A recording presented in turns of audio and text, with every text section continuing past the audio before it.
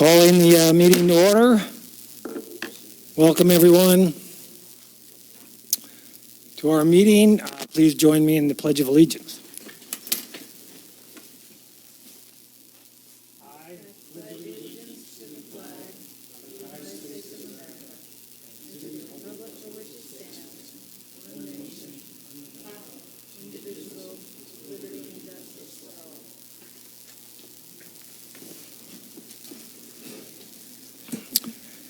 Thank you. We do have a quorum. All 5 directors are here. Report from closed session, Mr. Carmel. Mr. President, at the last meeting, we discussed the status of the CDM Smith litigation, and at that point, the pending mediation that took place on September 30th. The mediation was unsuccessful in settling the case, although we did learn a fair amount about the strategy of CDM Smith. Thanks. All right, thank you. Agenda review. Anybody have any deletions, additions, or anything they want to move one way or another? Not seeing anything.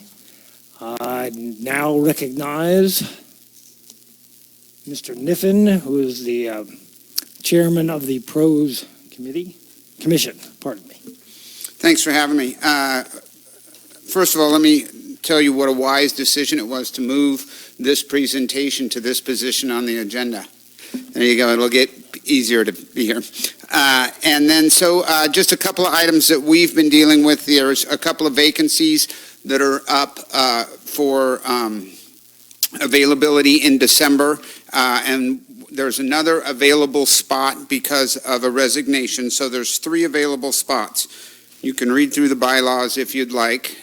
But Haley has read through them, and Monique, and kind of come up with the reading that if there's commissioners on the board that want to stay on it, we can reapply to the board. You guys can just apply or, appoint us. We'll be done with that. And then we put the one position, all 3 positions are available.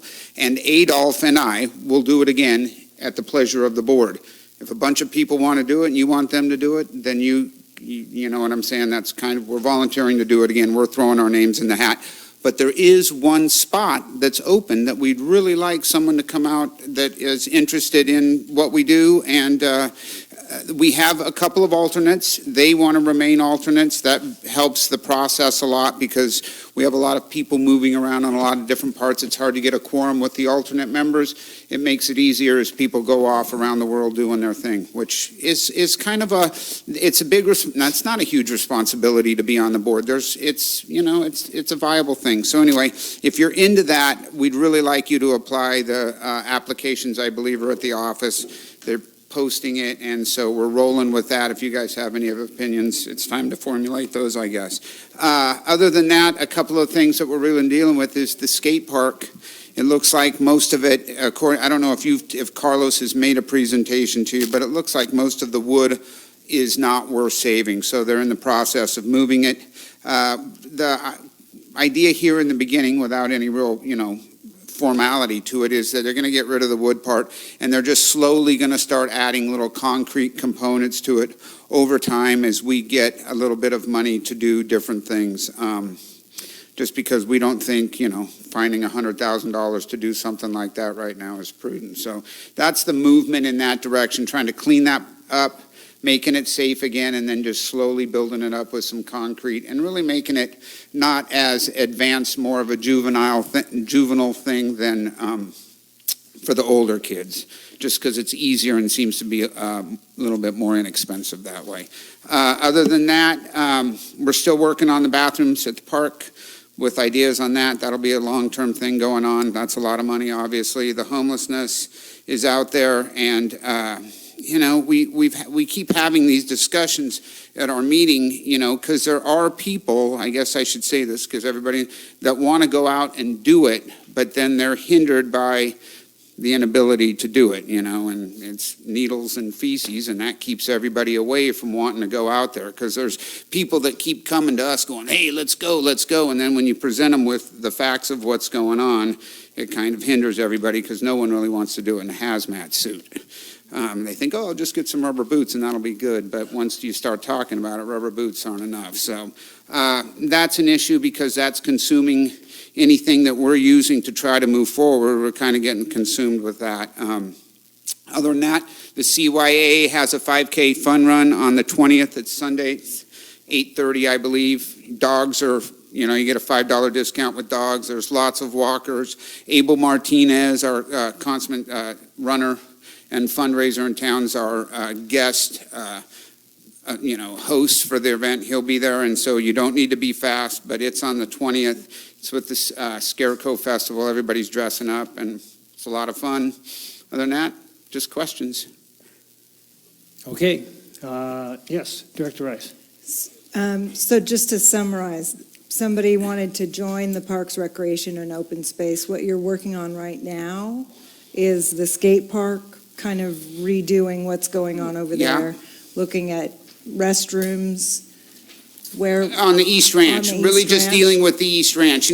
We want to move on to the next stage of the East Ranch, and we really believe that the restroom is the first step in the next phase, because we really can't keep getting people to go out there unless we provide some facility of some sort. So okay, and then you're also dealing with the homeless thing, which is not really under the purview, but is part of the open space. It's there in the sense that, and we don't get a lot of funds, but Carlos, and we're with that. If you got to clean it up before you can build something on top of it, and so we're with Carlos in his attempts at keeping it clean. But it does consume the revenues of our little group at some level, because what we kind of do is we kind of stockpile it and figure out, and then it's. So people who wanted to apply to be part of the commission, those are the things you're working on right now. Yeah, so somebody exactly. that's interested in any of those should probably apply at the district office. Is there a deadline? Later on in the month, the 28th. We got a couple of weeks. Okay. Yeah. Thank you very much. You've also got a swimming pool proposed that's on your agenda kind of every now and then now, right? Yeah, it's so funny as we shirk responsibility. I'm like, no, that's not ours. We're in support of the pool people. We want to help them along. They're kind of rolling on their own, and we're in support of whatever, well, not whatever, but of staying abreast of that, yeah. Okay, good. I'd like to mention one more thing on the homeless that is very important, is that they have a right to be there, and we do not have a right to take their belongings, okay? So the court has held that, their belongings and their stuff is their stuff, and we're not to go out there without their permission and take it.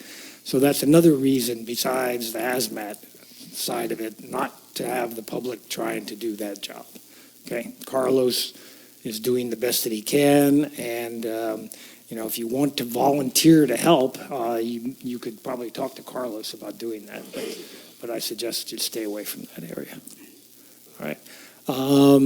Director Howell. Is this on? Yes. Quickie, just short question. I've been asked, and I think I know the answer, but is there a plan to move the skate park? Or is it going to stay where it is? I think I'm going to say it's going to stay where it is. Yeah, there's not some bubbling of people pushing for that I've heard of. Okay. Yeah, it's not an acceptable use on the East Ranch as it sits right now. You would have to reevaluate some language, meaning and I misspeak a lot, let me say that. But the EIR doesn't have the skate park over there. So if we were to go with a skate park situation over there, we might have to reevaluate the EIR, which no one really wants to bite into. Thank you. Yeah. One other Yes, quickie. sir. It's more for you, Mr. President. Is it then possible that people who do wish to volunteer to assist in cleanup, they should be contacting Carlos? Is this something that we can encourage? Or should we wait and kind of... Yeah, if they really have this burning desire to do something, either contact the general manager or Carlos, I would say. Cool, thank you. Mr. Weigel? Well, I don't want to speak for Carlos, but I'm just like, oh, Carlos is probably like, no, because it's more of a liability. Literally, we were going to take our people from our restaurant. We were going to go down there. And then once I looked at liability, I'm like, no, I'm not dragging my people down there. So I think what I'm saying to people and to my people too, is there's things for us to clean up that are not homeless encampments. We can go to the highways, we can go to Moonstone Beach, we can do other cleanup that'll kind of make us feel better, but we've really got to be careful of those situations. Yeah, I think Ms. Harmon has a long list if you would like There to you go. volunteer for her group. Mr. Weigel? Yeah, any Mr. comment? President, yeah, I attended a breakout session at the CSDA conference 2 weeks ago on homeless, and I did run into a district that is doing cleanup utilizing manpower from the overall community, and they were able to find a way through the liability work. So there's more homework there, but right now Carlos is a little reticent to take on help. Good. Anyone else? Oh, Vice President Farmer.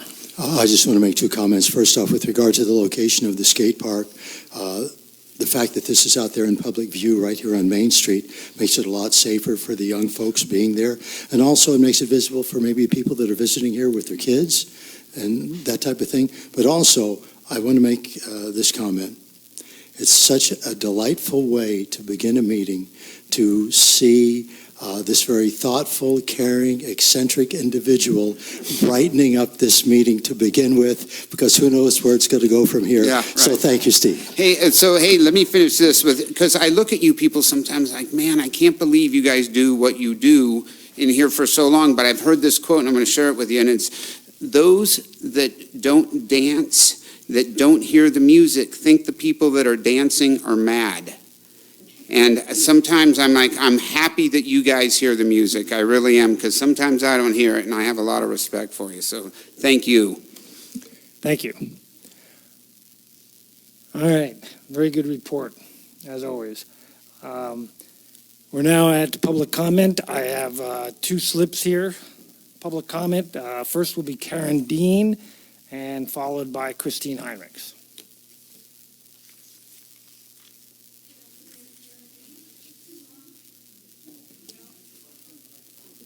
Okay.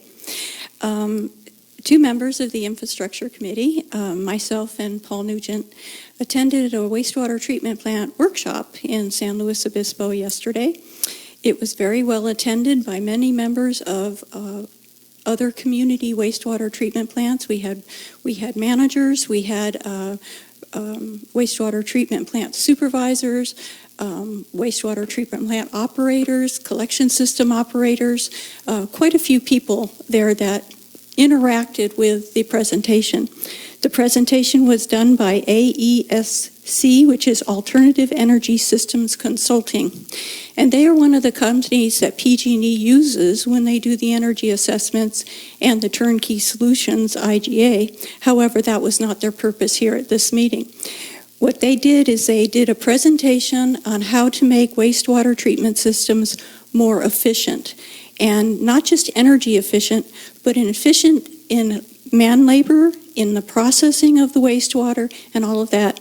And I have to say that I'm grateful that I've been on the Infrastructure Committee for a year and a half and have been on so many tours of the wastewater treatment plant, because I actually understood most of what was being said, except for when they talked about some of the biological and chemical things that went over my head. And I also had times I wished I had my acronym list that John Elchin gave us. But this was a really interesting workshop. I wish that members of our wastewater treatment plant could have been there. I realized John Elchin was out of town, because I think a lot of the things that they talked about would have been a benefit to our community. So the people from AESE do these kinds of reviews and consultations at no charge, and they have offered, if the district would like, to come and do a walkthrough and do a workshop for our community based on the size and the type of wastewater system that we have. And I thought that would be a great opportunity if the district was interested in it. And also, we asked if they would forward their PowerPoint presentation to the district, and they have offered to do so. And I have contact information for these people if the district is interested. Thank you. Great. Thank you very much. Ms. Heinrichs.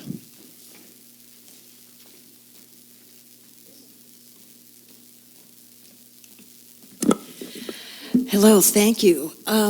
This problem of homelessness, it's very complex and it's difficult, but I happen to be talking with someone at the county behavioral health unit, and she suggested that we establish a needle exchange day once a week or even once a month in Cambria, and that this might be a way of reducing that hazardous needles that are such a problem, and it might be a first step toward addressing the homeless issue in the community.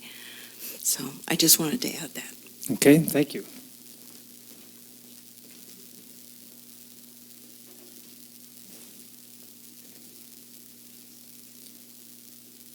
All right, we're now on to regular business. First up is item number 4A. Mr. Weigold, you're going to introduce this one? Actually, I thought this was going to be the policy committee, but I'm happy to do that. Okay. Director Howell, do you want to introduce this one? I can. Okay, good. Actually, as the discussion says, I actually referred to this in my committee liaison report from our last meeting, to warning the board that this was coming forward. And so in this, the policy committee has, absent any other direction from the board in terms of what, policies that need to be looked at right now, the committee has decided to simply go through orderly fashion the policies in the CSDA sample policy handbook and deal with them in that order so that there is no cherry picking or there can be no assumption that anything is being singled out. It's just a very orderly progression. And so these are three policies have already come before the board, which my memory escapes me at the moment is what they are, but this is the continuation, the next three. And the report itself gives you the recommendation of the committee at the beginning of the report, followed by the policy that they're proposing. In most cases, I think what's being said here I think what I'll do is I'll simply read the recommendations again, just so we know what we're voting on. Is that cool? Yeah, hang on a minute, Yeah. I think. I was given an email that said that the legal people have not reviewed right, these. Is that true? Do you need to review policies like this for us? Is that? Sometimes I think it's helpful, particularly ones that deal with legal issues like claims. Yeah, Okay. yeah. And with respect to that particular policy, it's somewhat incomplete. It has several Right. blanks that need to be Yeah. completed. Yeah, yeah. That one seems incomplete to me. The one on district clerk, I'm not sure that we really need, and the board staff and communication is about the only one that I'd be willing to act on today. Okay. Okay. Anyone else? Yes. I have a Director process, I have a process question. Is there an expectation when the committees are working on anything that they're going to bring forward eventually to the board to interact with, generally they happen in ad hoc committees. So is there an expectation that the ad hoc committee would interact with the GM and staff as applicable first, and then take their considerations and incorporate them into whatever that eventual policy will be before it's actually brought forward to the board to take a look at? Because in this case, it seems like these policies are coming forward and then being referred back to the GM and whomever within staff would look at it. I can understand where, potentially legal would be the last place it would be looked at, just because it would have to incorporate any other potential changes that would go on. So I guess as a process, as a board, how are we recommending that these committees handle these actions? Mr. Weigel. Mr. President, in response to that question, just yesterday we drafted a flow chart that that shows how items will go through, starting in the agenda, through the meeting, how minutes are taken, approved, and how actions are executed through the process. So we'll be bringing that up for board discussion at the next meeting. Okay, good. Yes, Director Howe. Okay, well, this is all very good because this is exactly the sort of thing that has come up. And in terms of the recommendations currently before you, I think in all cases, they're always saying, for example, on 1015, committee recommends that the board consider adopting this policy with any revisions that might be advised following review. Now, it's been, since I've been working with the committee, I think we're probably starting to begin the process in a somewhat different way where those who are, it's generally been my desire that when we're dealing with policies that affect people, that those people should be consulted, at the very least. I mean, may or may not take the recommendations, but they really do need to be consulted. And going forward, I think that is what we plan on doing. Yeah. But we're waiting for the flow chart for full instruction on that issue. Yeah, so that's a good place to go. Yeah. And so, do we want to just table this one for a while to allow, two of them, I think, need reconsideration, certainly, and the third one we can just bring back. Could we Does that then, make sense? yeah, well, could we move to, for the two that want to be reconsidered, some kind of board action to say, yes, please reconsider and come back? And if it comes back, should it come back here or should it go back around through the policy committee? Through the policy committee. Okay, so we probably ought to be, can we have a motion on that just so it's super clear to everybody? Because I think we're kind of struggling at times. Sure. Yeah. Sure. Director Stidle, you want to give some I more could certainly commentary? support that. I mean, Yeah. no problem with that. I'm just wondering if we should wait for the process flow chart, because whatever we that too. do by, Yeah. by any kind of action on the board at this point might end up potentially being in conflict or out of sync with what the flow chart. Maybe what we need to do is make all the decisions relative to the flow chart, That's a good incorporate point. that, and then maybe use that as our vehicle. Suggestion. Yeah, I'm open to that. I just wanted clarity, I think, is the main issue. So if we adopt the one that we would like to adopt and just say that the others are tabled for future. Okay, well, let's limit our discussion then to the one policy 1020, the board staff communication. Does anyone have any comment other on what's there? The recommendation seems pretty straightforward, but Director Rice. The recommendation is pretty straightforward. It's a little wordy for my taste, which is amusing coming from me if you've ever seen me write or frankly speak. But I find it to be a little bit, there's a lot of words there to look at what it is what's the intention and what's the outcome and behavior essentially that we're looking for in that situation, so that but I mean, I'm supportive of the concepts that are in it. That's just one of my, as a more general note, I remain supportive of an approach that allows for less blind approach for the board itself, meaning let's have that list. If you're going to go through them in order numerically that they exist, I'd like to know what's going to be coming up so I can kind of look ahead down the road, or maybe we can shift priorities if there's something that seems more pertinent to something that's happening at the moment. We've been playing catch up for so long. Yeah, Director Getting Howe. ahead of it's going to take a minute, but Thank you, and you're kind of reading my mind on this. When we come to our next meeting, when the liaison report comes, I will have a written report that details everything that's been done, and including the order in which we propose to proceed. So yes, you'll have that, because indeed, right now it's just this secret. I have this thing over here, which I'm not going to show you. We do have a policy committee member here. If you'd like to hear from an actual member who's been there the whole time, would you mind? Is it okay? Could he come up and talk briefly? Sure, if he wants to. Jack, would you be willing to speak to the group? Yeah, or explain the approach a little bit. This is John Rohrbaugh, who's been a member of the policy committee since its inception. So we've been following the CDSA sample handbook, policy by policy. I think you approved the first 3 that we sent.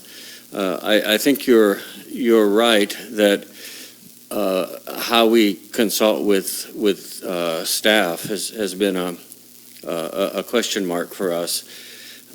Whether it's worth the staff time to actually meet with an ad hoc committee in the earliest stages of deliberation, whether the entire standing committee should be meeting with staff at some subsequent time. I think by default what we thought we would do within the ad hoc committee was take a proposal to the standing committee, and then with the wording that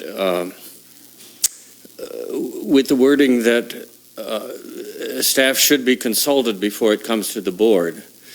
So legal counsel or district clerk or whoever would be involved in reviewing that process, and then in consultation with David and Don and others in the preparation of the agenda, if there were concerns that arose from the staff with respect to the wording, there could be additional work done. We've never felt that the wording of these policies have to be literally taken from the CSDA manual. They need to be applied to the specific circumstances of Cambria and the specific job descriptions and responsibilities of the staff. So I guess the district clerk job description, the overview of the district clerk, for example, which is one of the elements of the CSDA sample manual, is one that has to be adjusted and adopted to the work here. And it seemed that prior to getting it to the board, any contributions that the general manager and the district clerk would like to make to that job description before it appears, on the whole, the interest is simply in creating a policy handbook for the directors here in Cambria that matches as closely as is reasonable or feasible with the practice here. And wherever there are lacunae with respect to the current director's handbook for CSD, that we would fill those in with policy statements from the sample handbook. Good, thank you. That's a lot of clarity there, thank you. Personally, I'd like to see all 3 tabled. I agree with Director Rice that 1020 could use a little bit of editing, a little bit of, I think it's too wordy, as she said. There's some stuff that's just repetitive and that kind of thing. So if we could table it until the next meeting or after the next meeting, that would allow us, number 1, to hear your report, and number 2, to hear what the flow of these things should be and that kind of thing. Also give the legal team time to review some of these that are already up there. So,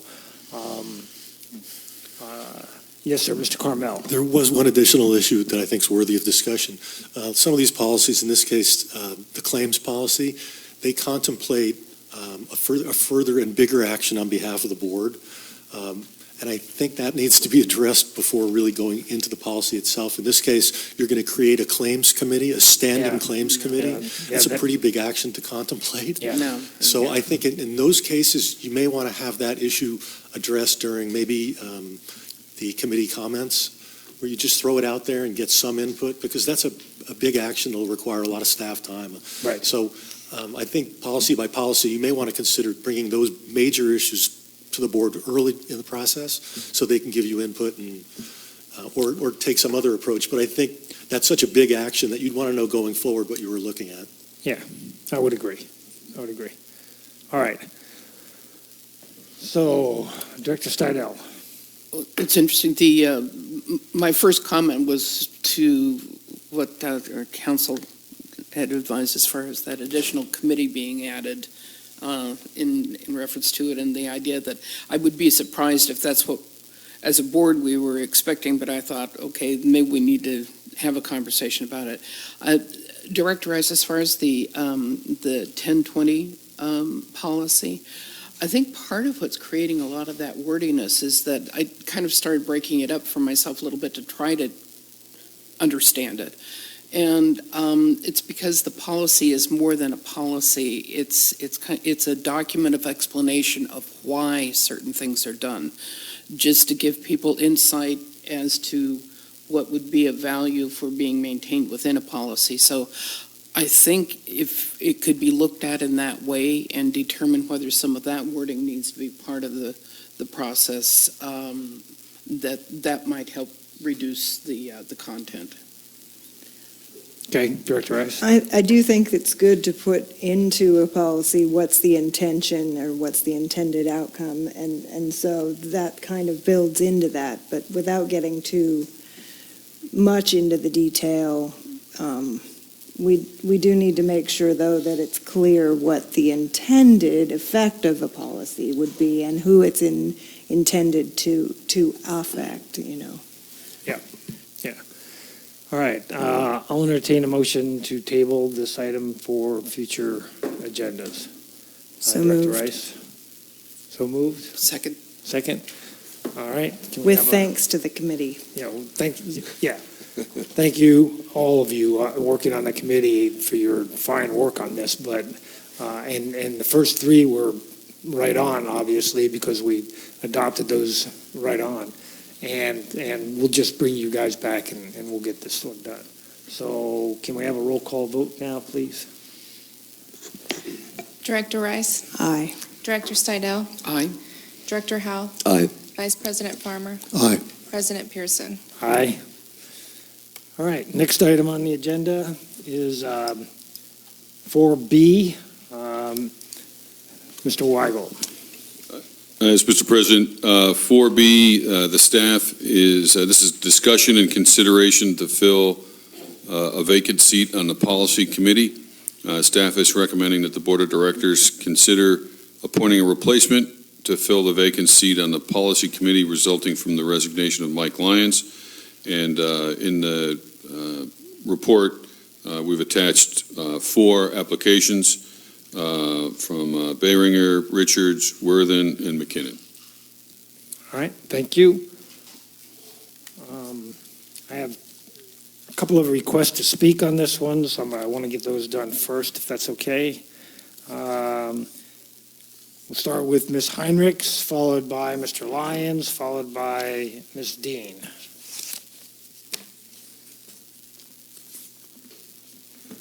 Hello, thank you for this opportunity. And thank you for these committees. This is a great step forward, and it's really been very helpful. I think that we're grappling with things that have previously been ignored. Like the mention at the last meeting that the checkbooks had not been reconciled for some years, and I think it's really good to have a financial committee. Perhaps even, it seems kind of maybe a policy is not needed on, such basic administrative functions, but perhaps it's something to be thought of. Filling this vacancy, this is as you've just had a very good discussion of how important policies are. It's really a big step forward in Cambria to establish policies, to discuss these, to think them through. And I think it's very important to include a lot of perspectives on this committee, especially Director Rice has in the past mentioned that it's important to have both women and men participating. This committee right now is 4 men, and they're all very smart and doing a very good job, but we also have some very good women who have applied, who have a lot of experience, a lot of knowledge, and would bring a lot to this appointment. And I recommend that you appoint one of the 2 women who has applied for the committee. Thank you. Thank you.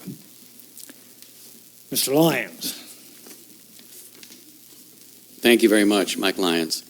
That was a very interesting discussion under 4A, and coincidentally, it is an extremely good example of the remarks I prepared today.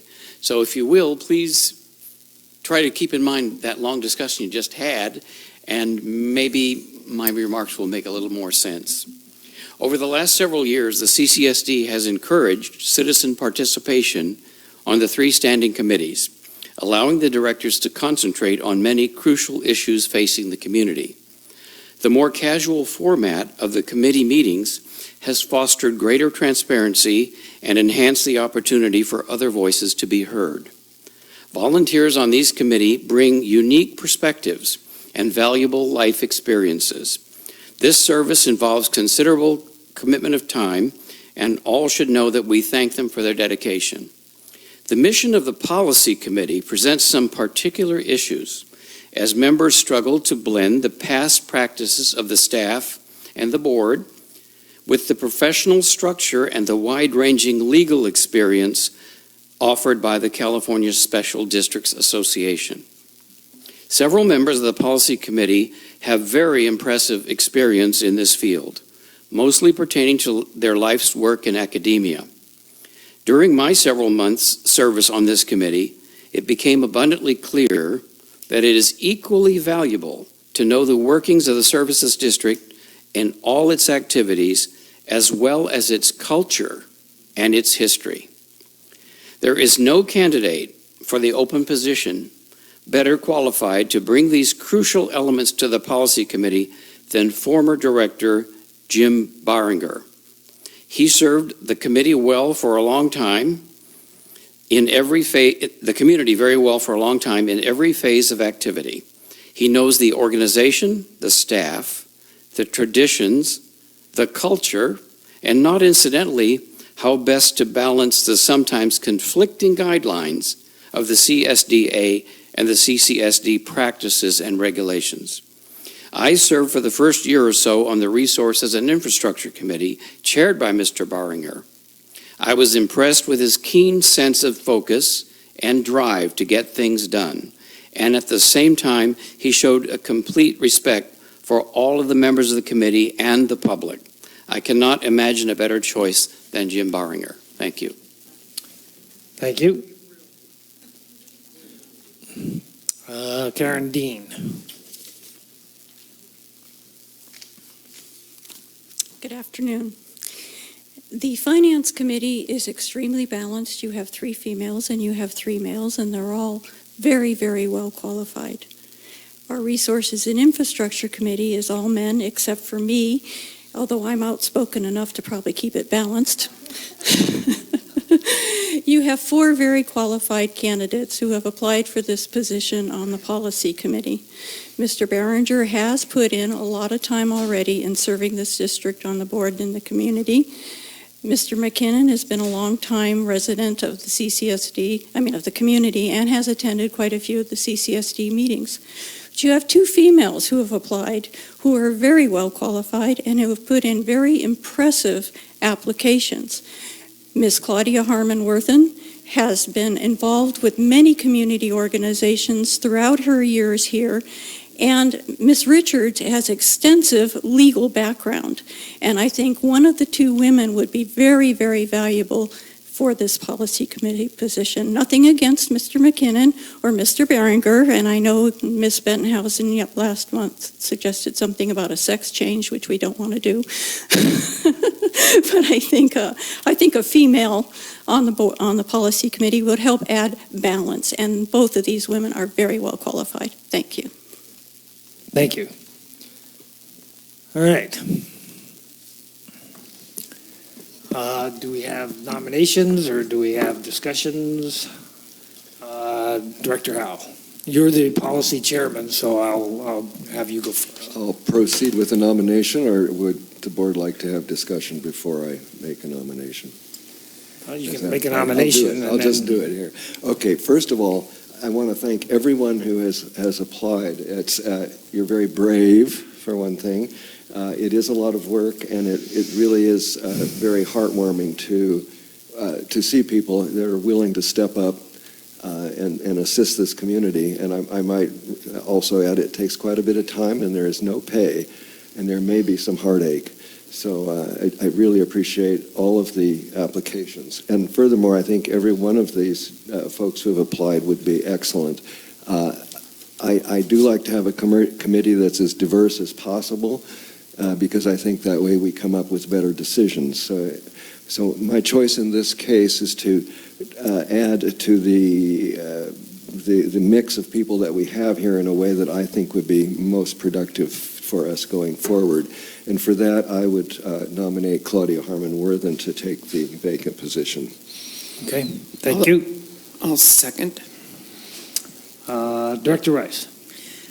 First, I would very much like to say that I was extremely disappointed to see that we were losing Mike Lyons from that committee. He was a very hard worker there, and I'm glad to see he's still coming to these meetings, and I hope he still participates, because he is a valuable member of this community. So I just wanted to make sure that he and the community are aware that I'm very appreciative for his work there. Secondly, it may involve heartache, but it is also going to involve triumph, because we are going to get these things accomplished, and I look forward to that. I support the chairperson's recommendation. It isn't necessarily what would be my first choice, but I'm not on that committee and I'm not chairing it, and I think it's important. Since he's been chair, he's done a really good job and knows the folks that are already on the committee, and I'm swayed by his persuasive discussion of what he needs on that committee to make it work. Good, thank you. Director Steidel, more commentary or just a second? Okay. Vice President Farmer. I just want to comment on a couple of things. I've known Claudia. I've worked with Claudia, and she has a lot of success and varied backgrounds, in her career. One of the things I appreciate about Claudia is that she took the time to update her application, which she had put in much earlier this year, and then put it in a clearer fashion. And I also appreciate what she does for the community. Whether it's with Beautify Cambria and the varied work she's done there, or trying to make this a dark skies community. I really admire her commitment to the town that we live in, and I think that means a lot. Good, thank you. Should we recognize Mr. McKinnon as one of the applicants? He's pretty easy to recognize, actually. Yeah. Yeah, I was one of the applicants, yeah. And again, thank you for the coffee. It's excellent to come down here for a cup of coffee. I understand being overlooked because I'm an old man, and I was brought up during the Depression years. There was an old soap opera called Vic and Sade. Vic and Sade had Grandpa. Grandpa would come down the stairs and say, yes, yes, I'm an old man, and I've seen many troubles, but most of them never happened. Now, that's the purpose of this committee, to make sure that problems do not come about. When I look at the application and it talks about what the committee is supposed to do, is to review existing operation policies, focus on the handbook, recommend new policies and changes to the existing policies. Now, that's going to avoid problems. My experience has not been big, but I have had experience in solving problems by working with those questions and getting answers to the questions. Who is involved? What happens? When does it happen? Where does it happen? And how? Now, if the committee can come to conclusions as to the answers to those questions, it's done its job. If I serve on this committee, I'm going to be looking for answers to those questions in order to resolve the situation before problems exist. Now, I understand being overlooked because Ms. Harmon has been very, very cooperative and extensive in the operation of the CCSD.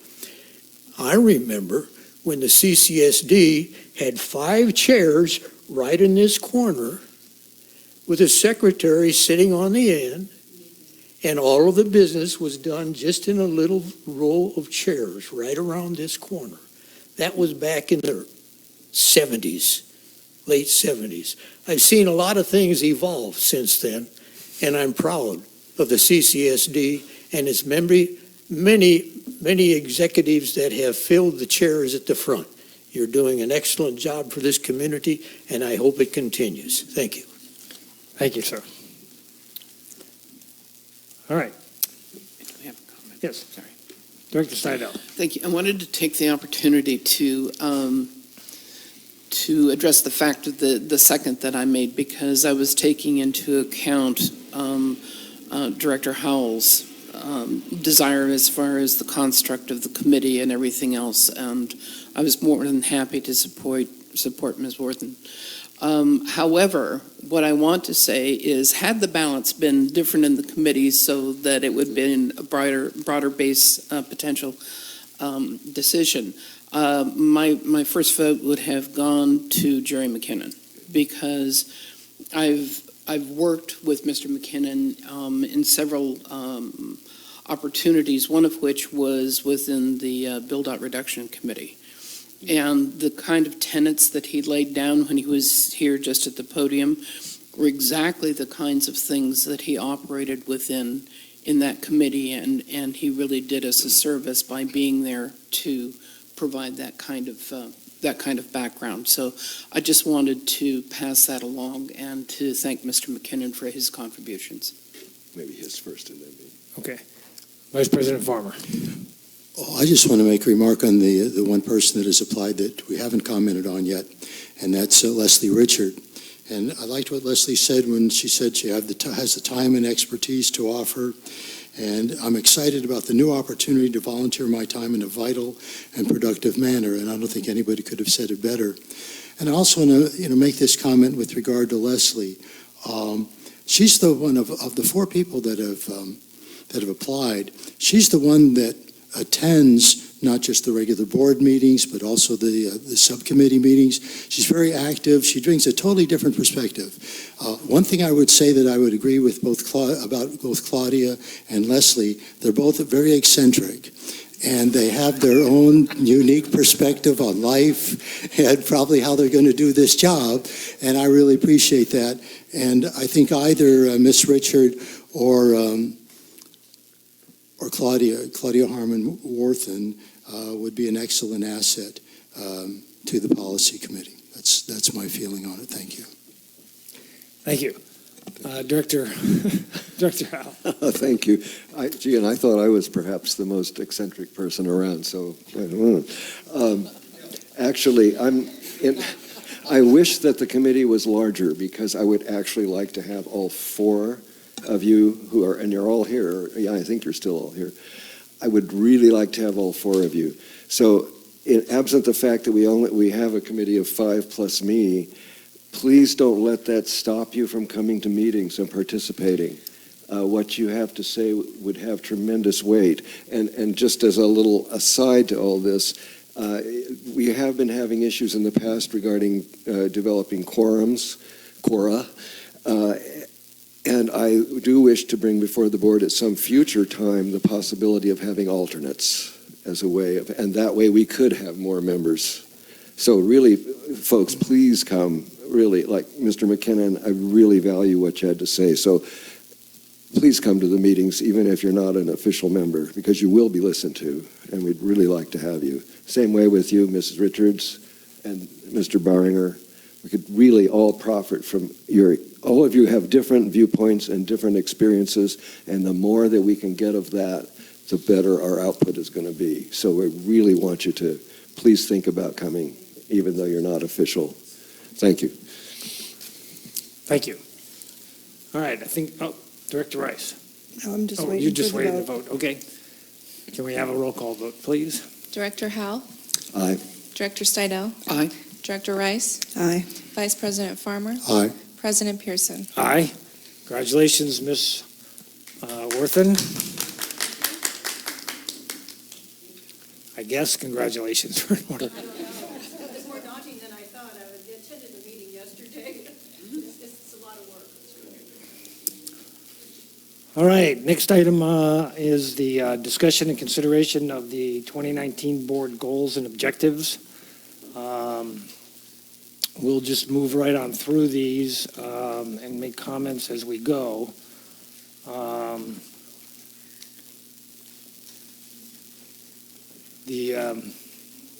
don't think we need an introduction, Mr. Weigold. We'll just go ahead and talk about each of these as they come up on the list, if that's okay.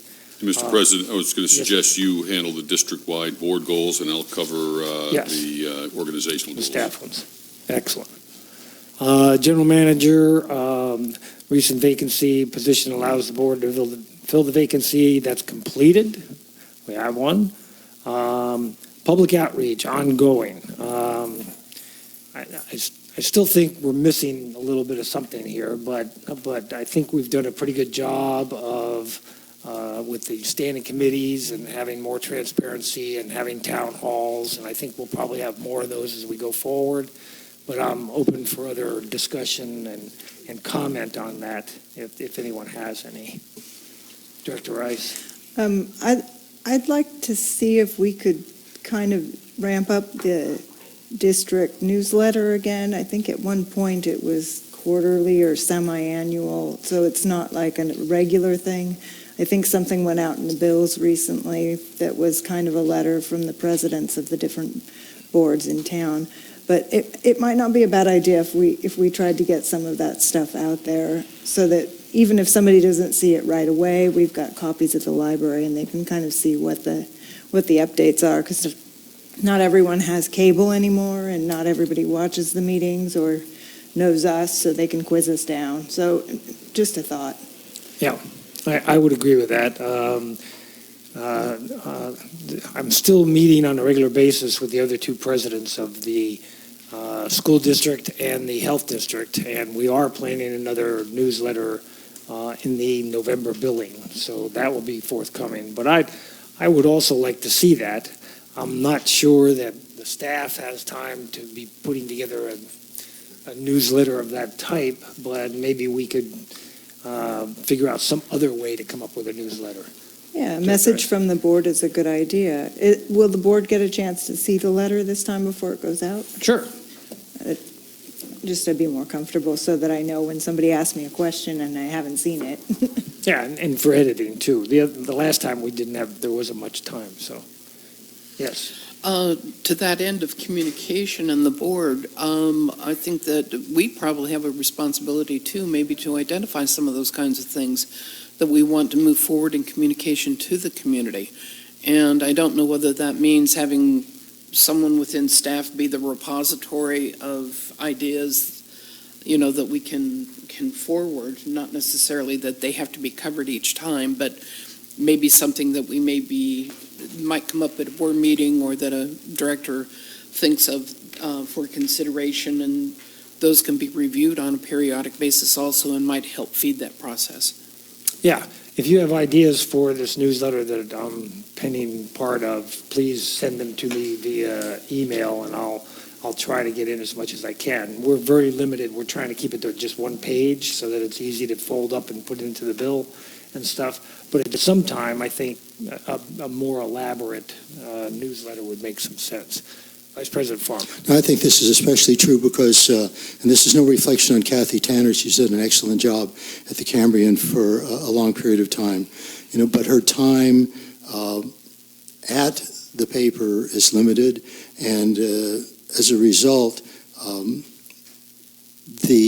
could we say it? What's happening at board meetings and district concerns is limited with regard to it being in the newspaper or the location in the newspaper.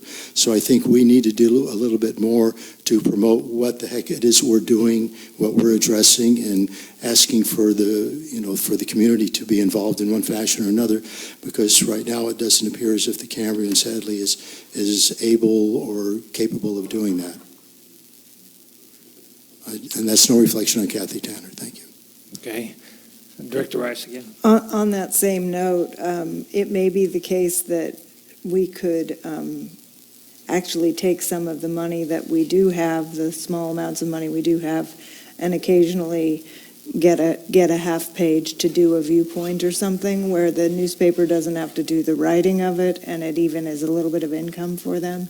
And as a regular thing, people would know to go and, I mean, I know exactly in the New Times where I need to go look for which venues I want to see what's going on.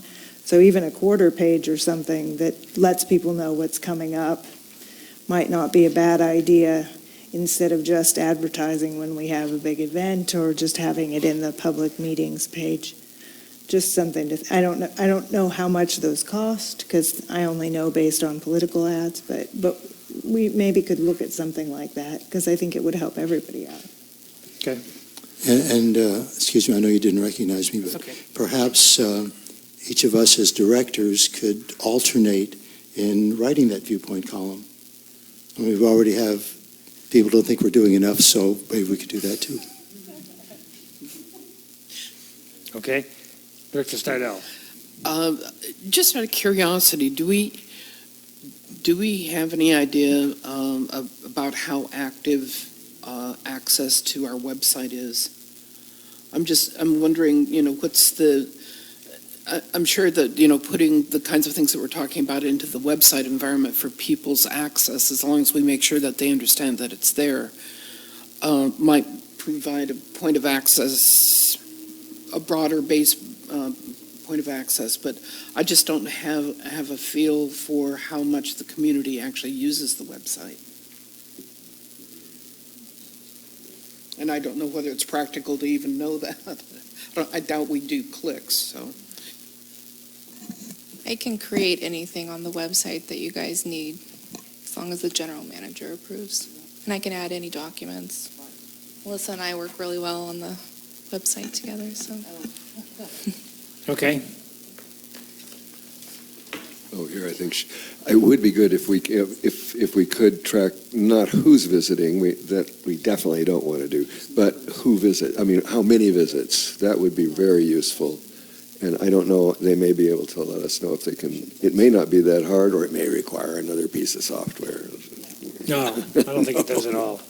I think it is fairly easy to do. So, Mr. Weigold, if that's not a difficult task, let's try to do that, and maybe you can include it in your general manager's report each month, how many clicks we get. Yeah, I know there are a lot of websites that have how many visitors. There's a little box on them, so that should be pretty straightforward, I think. We'll investigate.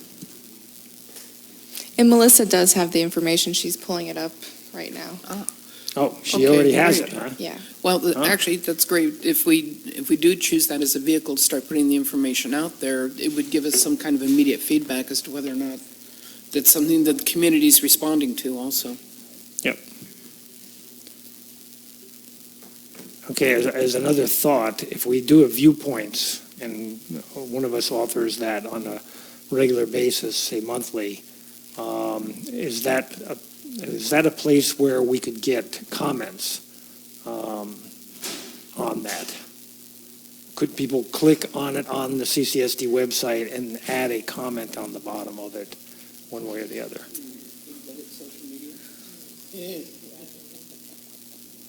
Okay, she's going to check on that. But anyway, any other comments on number 2? All right, let's move along. We're on goals assigned to standing or ad hoc committees. Advanced district strategic planning efforts assigned to the policy committee. I think that the general manager and I had a brief discussion the other day about strategic planning, and that was something he got familiar with at the CSDA conference there. So that may be something that he wants to get together with Director Howell on and try to figure out where we go on that next. Does that make sense? Okay. Good. Complete the regular permitting and other actions related to the sustainable water facility. We have an update on that coming up as item number 4D, I believe. So we'll get a full report on that one. Finalize the multi-year infrastructure capital improvement program, and that's basically been done and continues to be worked on by the R&I committee. Any comment there, Chairman Farmer? Chairman, well, let me just say this, that the capital improvements project list has pretty much remained consistent since it was drawn up by former Chief Engineer Greshams for quite a while now. And that's pretty much what we're still following. John Alchin obviously is very much on top of that. And we as a committee, and of course I've just become the new chair, will make every effort to be in touch with both the general manager and with Mr. Alchin with regard to what they feel are the priorities as we move forward. So there we are. Good. Yes, Director Rice. I have a question about the capital improvement program, super brief, because I know you're familiar with it since you've been working with it for so long. Do we have listed on there the water meter replacement, or is that a separate thing? I believe it is on there. It is, okay. But Thank I think you. because of the cost of it, it's probably a bit down the road because there seem to be other, I'm probably more familiar with wastewater than water, and I'd probably want to ask I just wanted to make Chief sure Line it was. Operator Green how he feels about this as a priority for himself and the water department. I just wanted to make sure that it wasn't getting forgotten in all of that. Thank you. Good. Thank you. Director Stidel? I was just, as an observation, if I remember correctly, what it was is that they were breaking it incrementally over years, kind of eat the elephant a bite at a time. Yeah. Okay. Next one is develop an annual Prop 218 rate review process and the Finance Committee.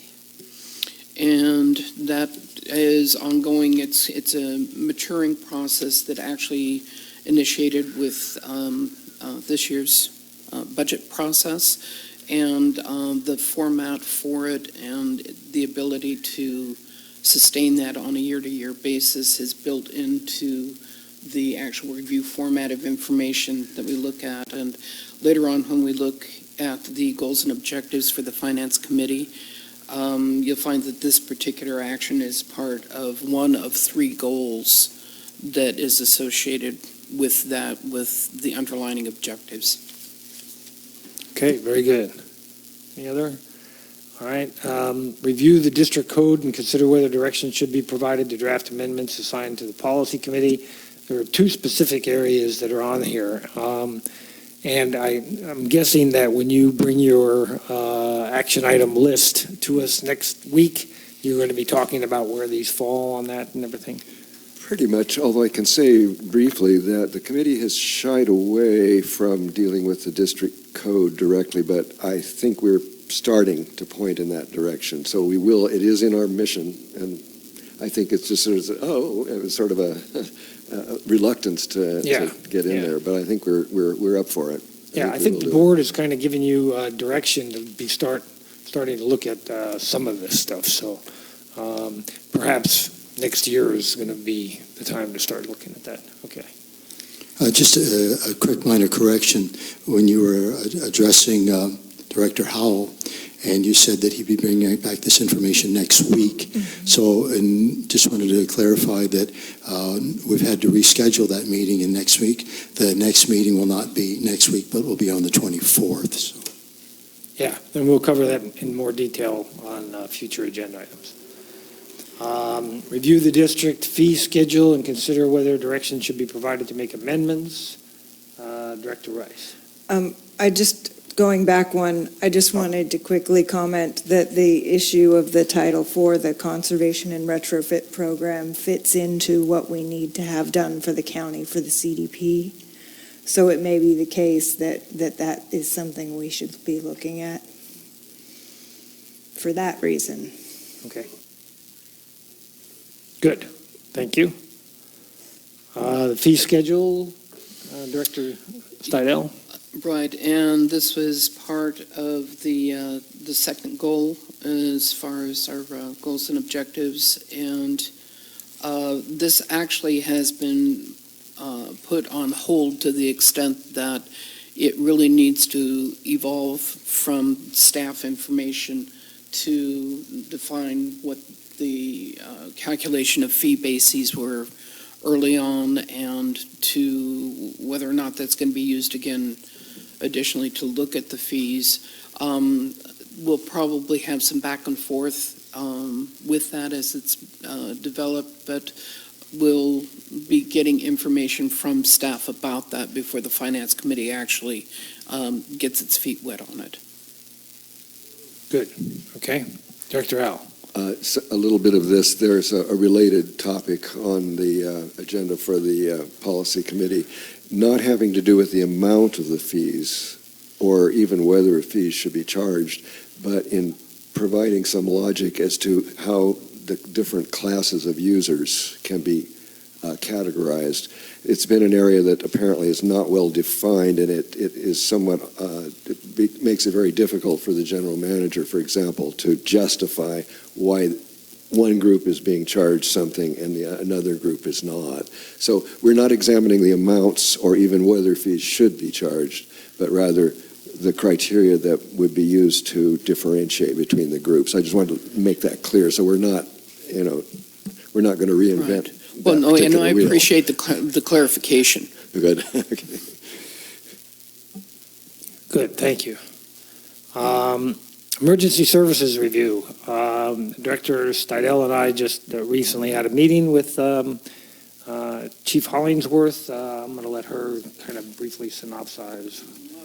Oh, you want me to do it? I got it right here. I can do it.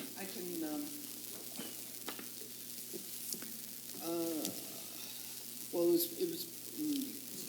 it was pretty wide ranging, actually, and in some regards, it was an excellent educational process for me. Some of it touched on the emergency preparedness and the kinds of concerns that, as a fire chief, he holds for the community. It also went into the forest maintenance, or not so much forest maintenance as the idea of what kinds of concerns exist with maintaining fire-safe conditions. We also got into some conversations relative to the actual use of the general fund, to the extent that the fire department, of course, is funded within the general fund. But there are responsibilities that the CCSD as an organization has taken on over time, and the ranch would be an example of that, where there really isn't anything that was taken into consideration as far as how to fund the maintenance of the ranch. It certainly is something that is supported by facilities and done very well by the staff, but money spent in that way and not found some other way to accommodate are funds that could be being spent for the fire department. And the fire department is continually put in the process of looking for grants, looking for ways to supplement and build some strength to what they have to maintain for safety for the community. And so this is a little off the beaten path, but something I wanted to throw out because it was something that should be a consideration, I think. And that is, I'd like to be able to have the board consider the idea of the Finance Committee taking a look at alternative methods that could be used to create funding sources to support the ranch maintenance, so that the monies that are spent in that way, some of which would be able to address other facilities issues, like maybe even the Vets Hall, but very specifically also the fire department. And, I mean, there are some things that are kind of logical ways to establish that create options for people to be able to donate money to it or to leave money to it or any numbers of things that might support that. But that may not be the only vehicle that's available, so I'd like to be able to take at least some time to have the Finance Committee or an ad hoc portion of the Finance Committee be able to take a look at that and see if we can't find ways to be more robust in the way that we support the fire department. Okay, very good. Vice President Farmer. I just want to say, as the liaison to the Friends of the Fiscalini Ranch Preserve and going to their meetings, which follows this meeting tonight at 6 o'clock, that's probably something that could be discussed with them and see what potential funding they might have available for us in that regard, especially because, Carlos reports to them every month, and they have a really positive connection with him, and perhaps there could be some discussion at a further date at FFRP. Good. Can we? Anything else that you wanted to add as far as the No, I think that's conversation good. with the? I think that's good for Okay. now. So I Discussion? guess I would like to be able to get some feedback from the board about the Finance Committee being able to take that on as an action. Okay, Is Director that, Rice. is that something that we would need to have on an agenda to have a discussion of before we give kind of a consensus direction to the committee? If it's just consensus, no, but if you're going to take any formal action, yes. Okay, so as long as we don't take any formal action and just agree with the general direction, that's something that a subcommittee of the committee And could that's look what we into. did the last time an action, potential action came forward for the Yeah, board to it's- consider. I'm seeing Everybody knows. a lot of A nodding. lot of nodding. All right. Okay, all right. Very good. Okay, you. just one more task for your finance. You don't have anything to do with it. We'll find a way. All right. Last one is committee and liaison goals, and I know we've got the finance ones on the agenda today, and we've already done the policy ones, I believe. And so we're only waiting on R&I, and those are forthcoming. So I think we're okay on that particular item. Yes, Director. Rice. For the liaison goals, so like for the Forest Committee liaison, for NCAC, do we need to be developing those and then bringing them to the board, or are we just doing for the committees? Yeah, just the committees, I think, unless somebody wants to, in particular, have goals for their liaison. For the liaisons? Yeah. Okay. All right, so, Well, but having an intention for why we're sending somebody to these meetings and then having a report, I think is important, because if it's a board-approved meeting, then the director can get paid for it. Granted, it's $100, and if you get paid for it, you're supposed to report about it. Right. So it's a good idea if we're not clear why we're attending extra meetings. good. Yeah, I don't think we need any goals, but I think reporting back is part of the job. Yeah. I'm sorry, can we back up one little? Yeah. Yeah, I just noticed one of my own notes here regarding the emergency services Sure. topic. Item number 3 on that, address existing resource constraints that limit district's ability to augment current services. My note here is that an appropriate thing for the R&I committee to look at?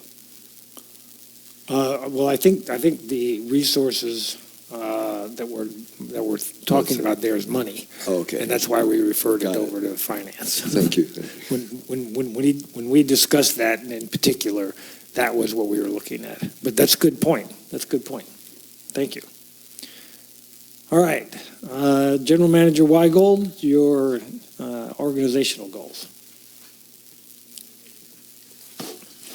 Okay, Mr. President, starting regulatory compliance is an area where we have mostly complete and ongoing. This has to do with getting our numerous regulatory reports out on time and to the right places. We have a list of all those now. They're on my calendar, and so I can oversee all those. but we've done a really solid job so far this calendar year, in my view. So that's ongoing, and we've identified the responsible people and staff members and those in supporting roles to help in that process. And we're also, from a quality control standpoint, updating our SCADA system, as you know, so that helps for our accuracy in general. Any question on regulatory compliance? Okay, nope. On staffing vacancies and overall staffing levels, again, this is another in progress. We have, as you know, combined the district engineer and utility manager role, and we're in the middle of recruiting for that role. We are constantly, in my view, evaluating staffing needs in general. Right now, we're in a good position with all roles filled. We are looking for what I'd call a temporary role to assist in the retrofit, evaluation of the retrofit, and helping Melissa to buttress that whole program up and strengthen it. Any questions on staffing and vacancies? Director Rice. I'm just curious, you haven't been here very long yet, so I'm assuming that staff evaluations haven't come up yet, because I think those get done at a certain time of year, or are they spread out? I just don't know how that.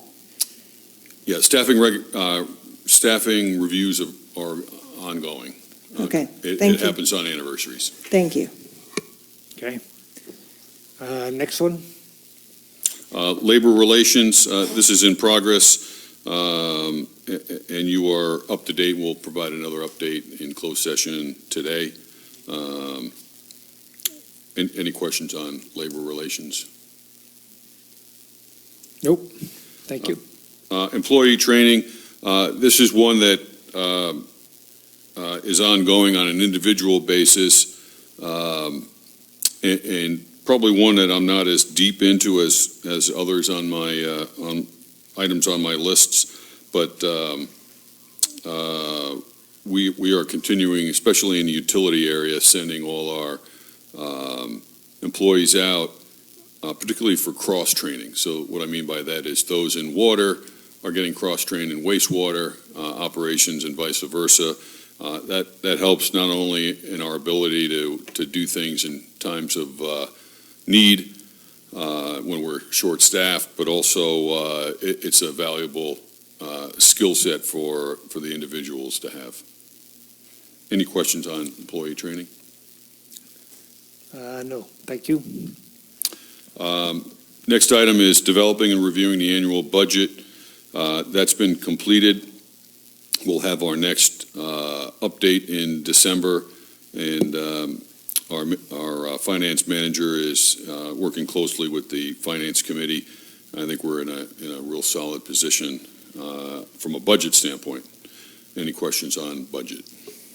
Yes, Director Rice. I'm sorry, I want to go back just one. We're going so fast through this meeting, I need to rewind a sec. I would like to get it maybe at the end of the fiscal year, just kind of a list of what trainings we've sent folks to, including you. Like, it'd be nice to know. Maybe give them a commendation for going out and getting some extra training that isn't just job required specific, but, if they attend a board secretary conference or something, it'd be nice to know who we're sending and where and what they're learning. Sure, we can absolutely do that. Good. You're on the audit. Next item is completing the annual audit. We have completed or near completion on FY 17 and 18, and we're getting very, very close with a couple of outstanding issues. That's been a lot of work on the finance department and finance committee hands on that. And then our plan is to start the FY 18 and 19 audit as soon as the 17-18 is complete. Our statutory deadline for the 18-19 is June 30th of the following year. So we should be on track, provided we get the 17-18 wrapped up cleanly. That'll set us up in a great manner for the 18-19. Any question on the audit? Yes, Director Stidel. It isn't so much a question as it is an observation. With the efforts that are having to be accomplished with the 17-18 audit ongoing, resolution of those items is going to make the audit process for 18-19 seem like addition and subtraction instead of some kind of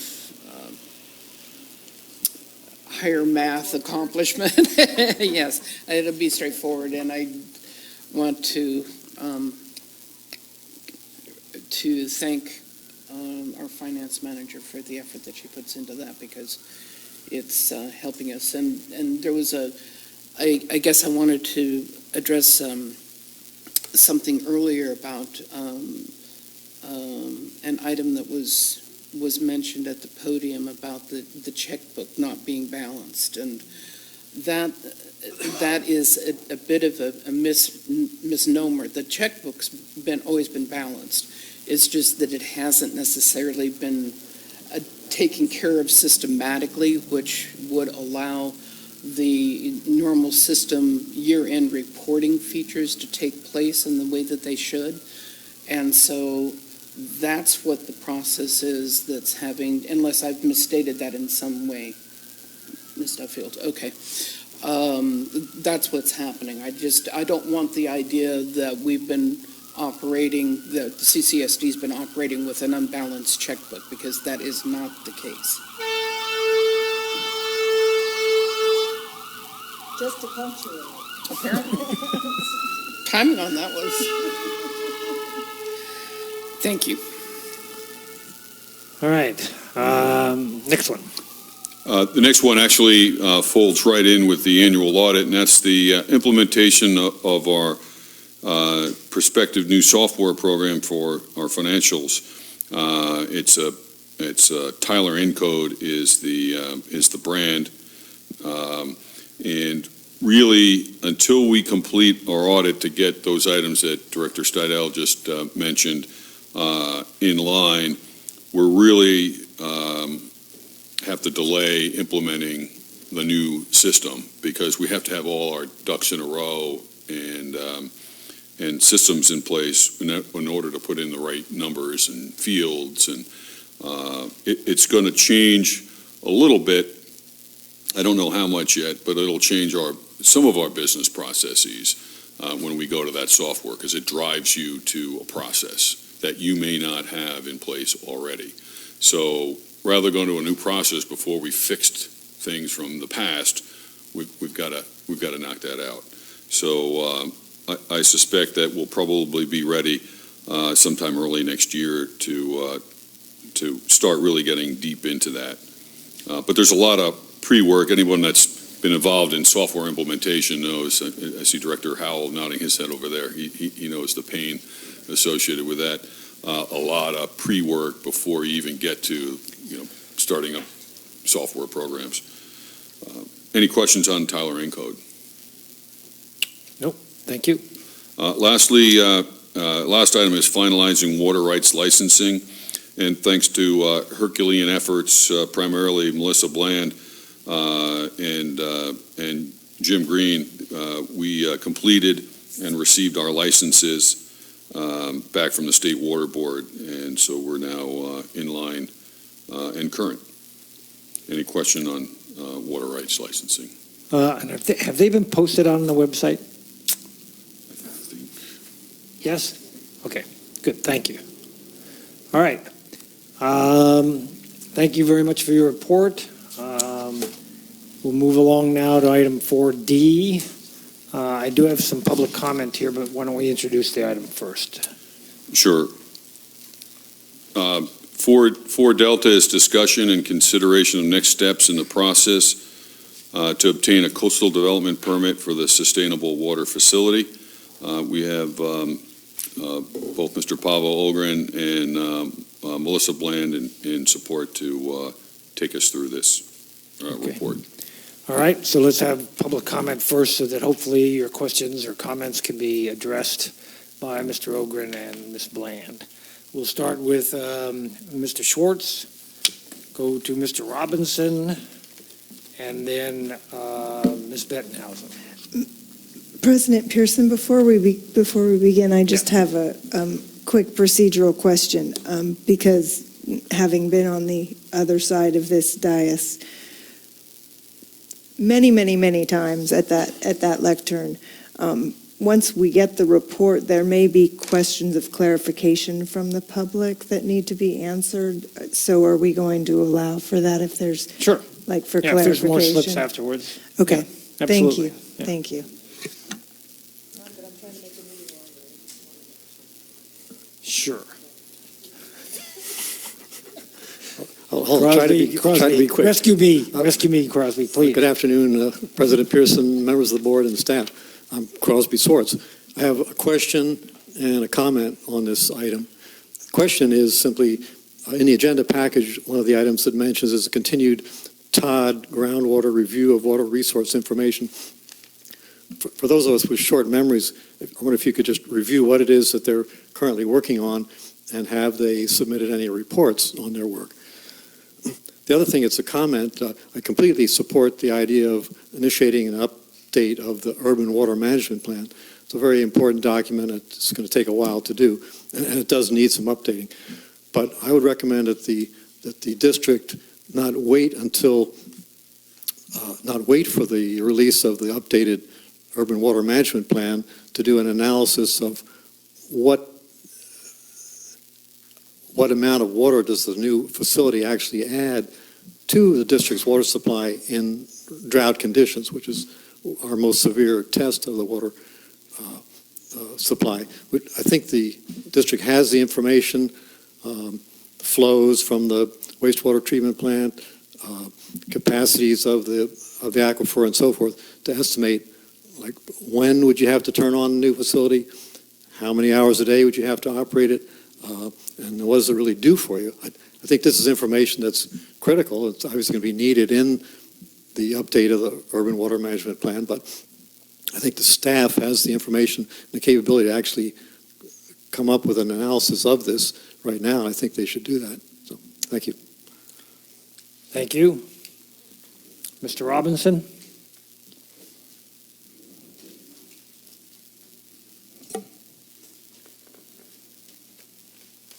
Members of the board, staff, thanks for having me.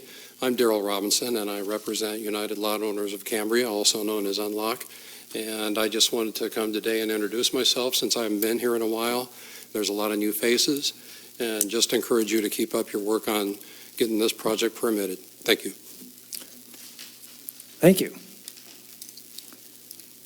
Ms. Bettenhausen?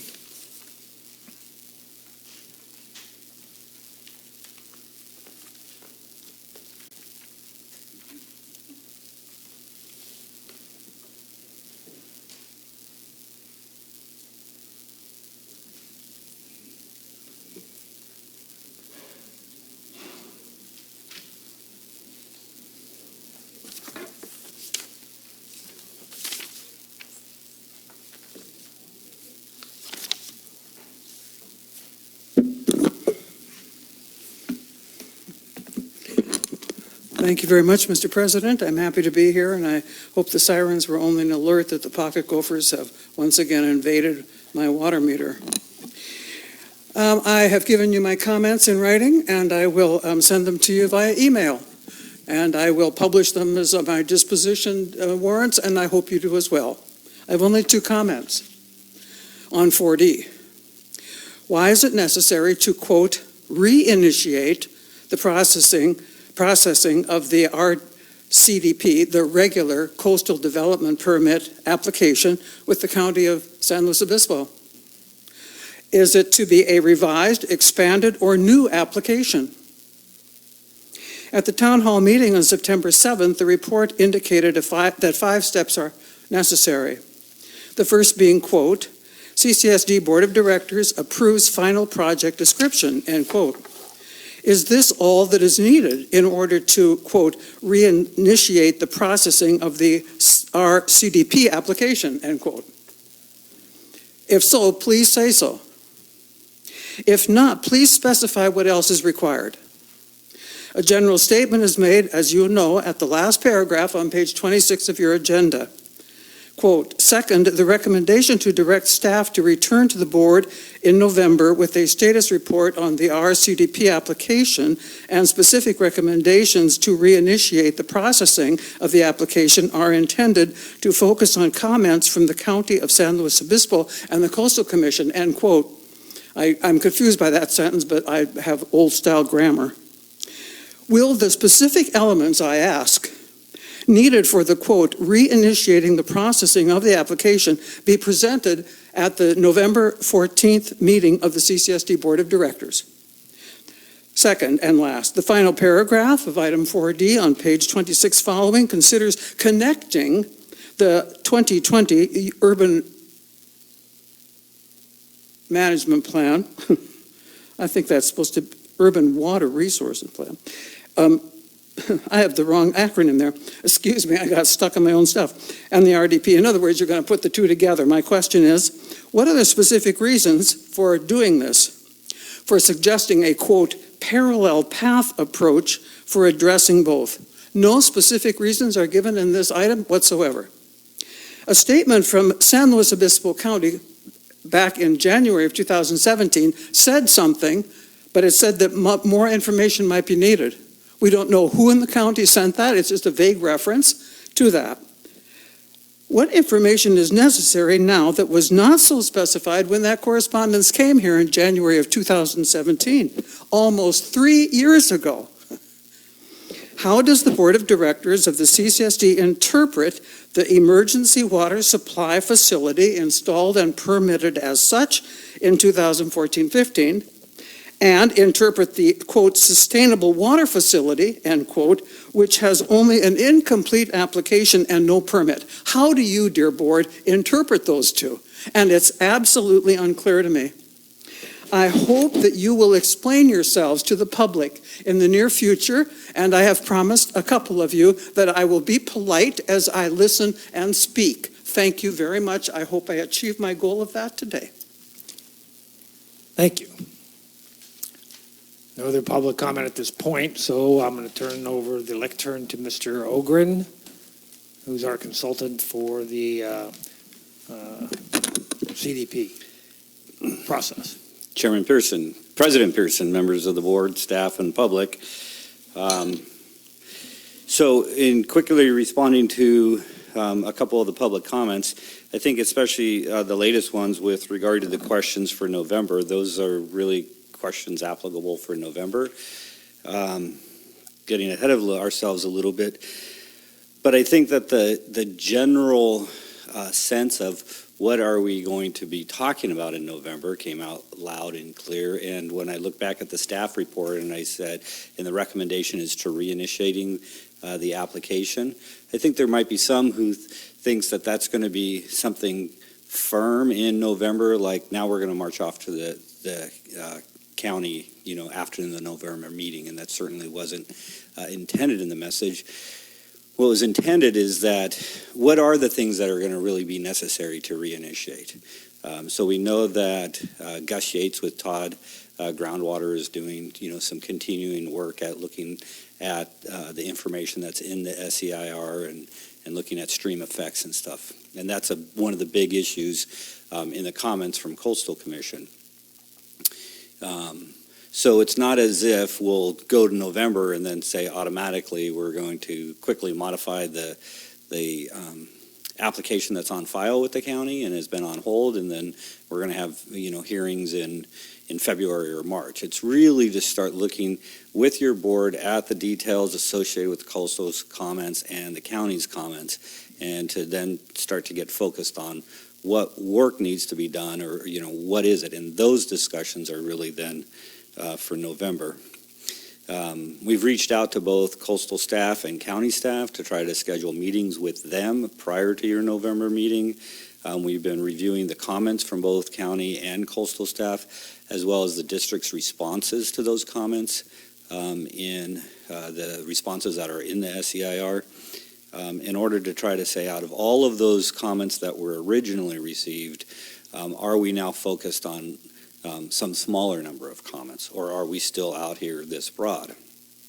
So the intent of the November meeting, again, is to talk about exactly where does this application stand that was on hold, what were Coastal's comments, what were the county's comments, where do we think we need to be able to move forward with respect to those comments, and we're reaching out to both agencies in order to get their feedback as well. So again, public comment in terms of what's going on, that's understandable, but as we move forward, hopefully we'll be addressing those details and, as we move along. With respect to the first comment from Mr. Schwartz, the issue or the statement of supporting the urban water management plan update, I think, is good. We appreciate that. The question was, to the extent that staff has the data, staff doing analysis early to start doing the updates. And the recommendation really is to first looking at developing the scope of work for the urban water management plan. But a lot of these plans, most often it's the consultants who are taking our data and doing the analysis in order to provide the update.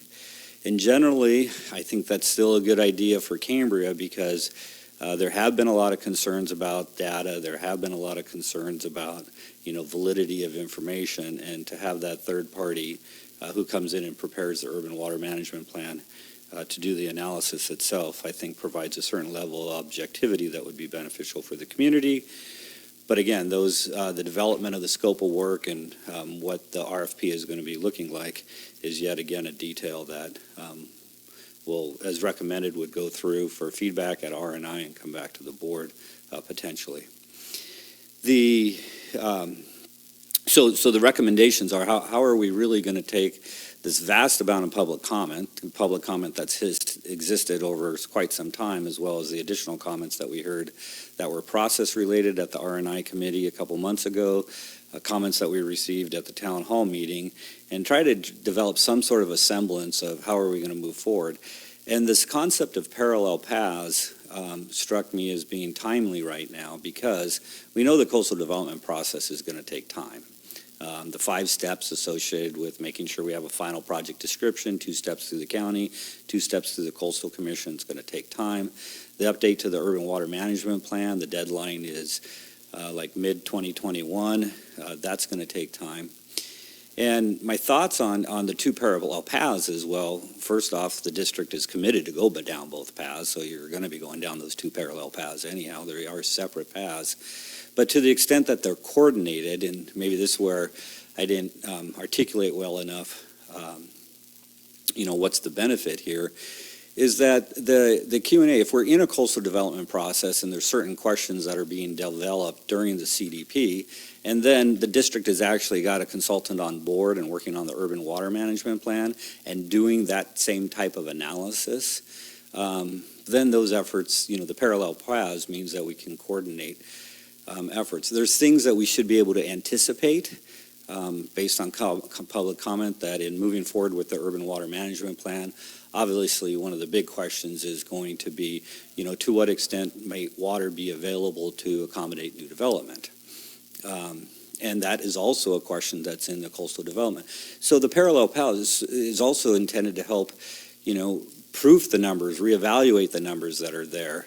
And to me, the recommendations are in contrast to another approach, which would be to rescour all of the data that's in the SEIR associated with the CDP just on its own.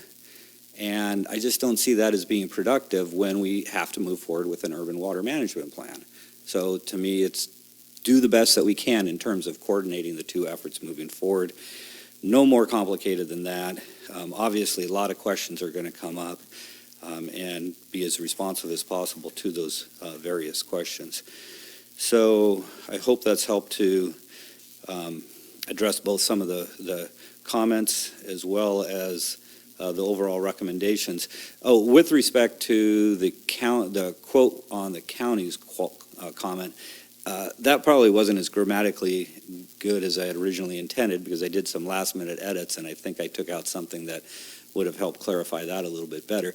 But that correspondence was from county planning, and more specifically, it was the correspondence in January of 2017 that sort of gave the district the go-ahead for this combined regular coastal development permit that both included features of the EWS as well as the new proposals under the SWF.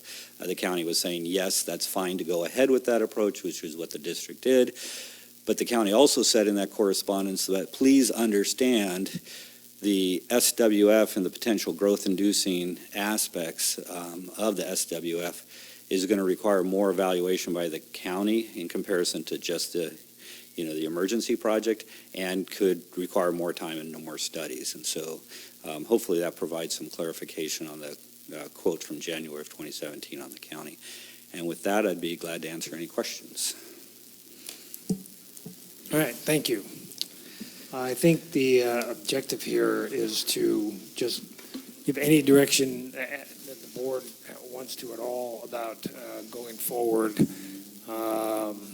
as planned and as Mr. Ogren stated. Also, we're asking, I think, the R&I committee to start looking at the urban water master plan and basically thinking about what kind of a consultant that we would need, and maybe writing an RFP for that consultant so that they would then bring us a recommendation on what firm should be used to do that particular update. So the discussion henceforth, Director Rice. I just have a question about the, not necessarily specifically the correspondence, but the approach relating to a follow-up to the emergency CDP on the emergency project versus, and this may be something that you'll want to answer in November when we have the discussion, but versus what we're doing right now, which is kind of combining the emergency project because it has a lot of the same elements as essentially the same physical thing, but kind of the same physical thing, but a new project in a way, even though I just trying to understand, because we're required, one of the conditions of the emergency CDP was that we get a follow-up regular CDP on that emergency project.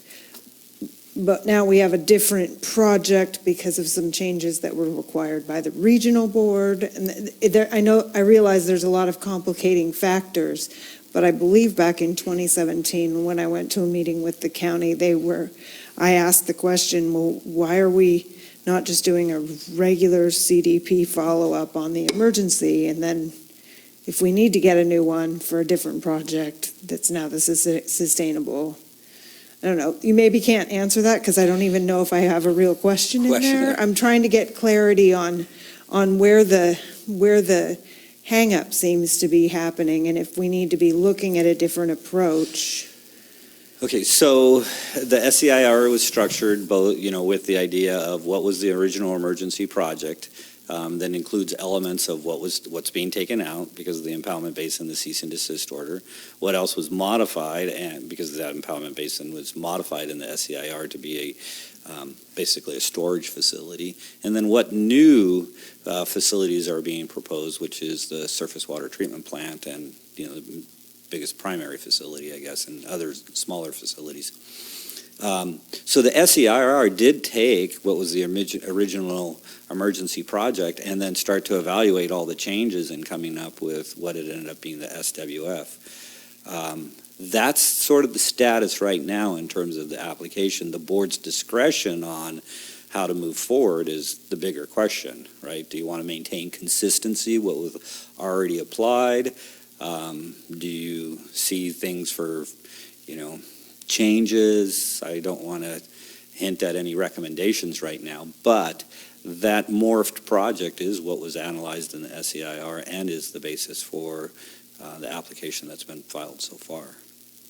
So we're relying on the SEIR in a way to say this is the project we're trying to get permitted, and we're kind of backing into the follow-up permit on the ECDP because it's So part of they that? got combined, right? Okay. So the application for the regular coastal development permit on the emergency project got combined with the new features that are made up as the SWF.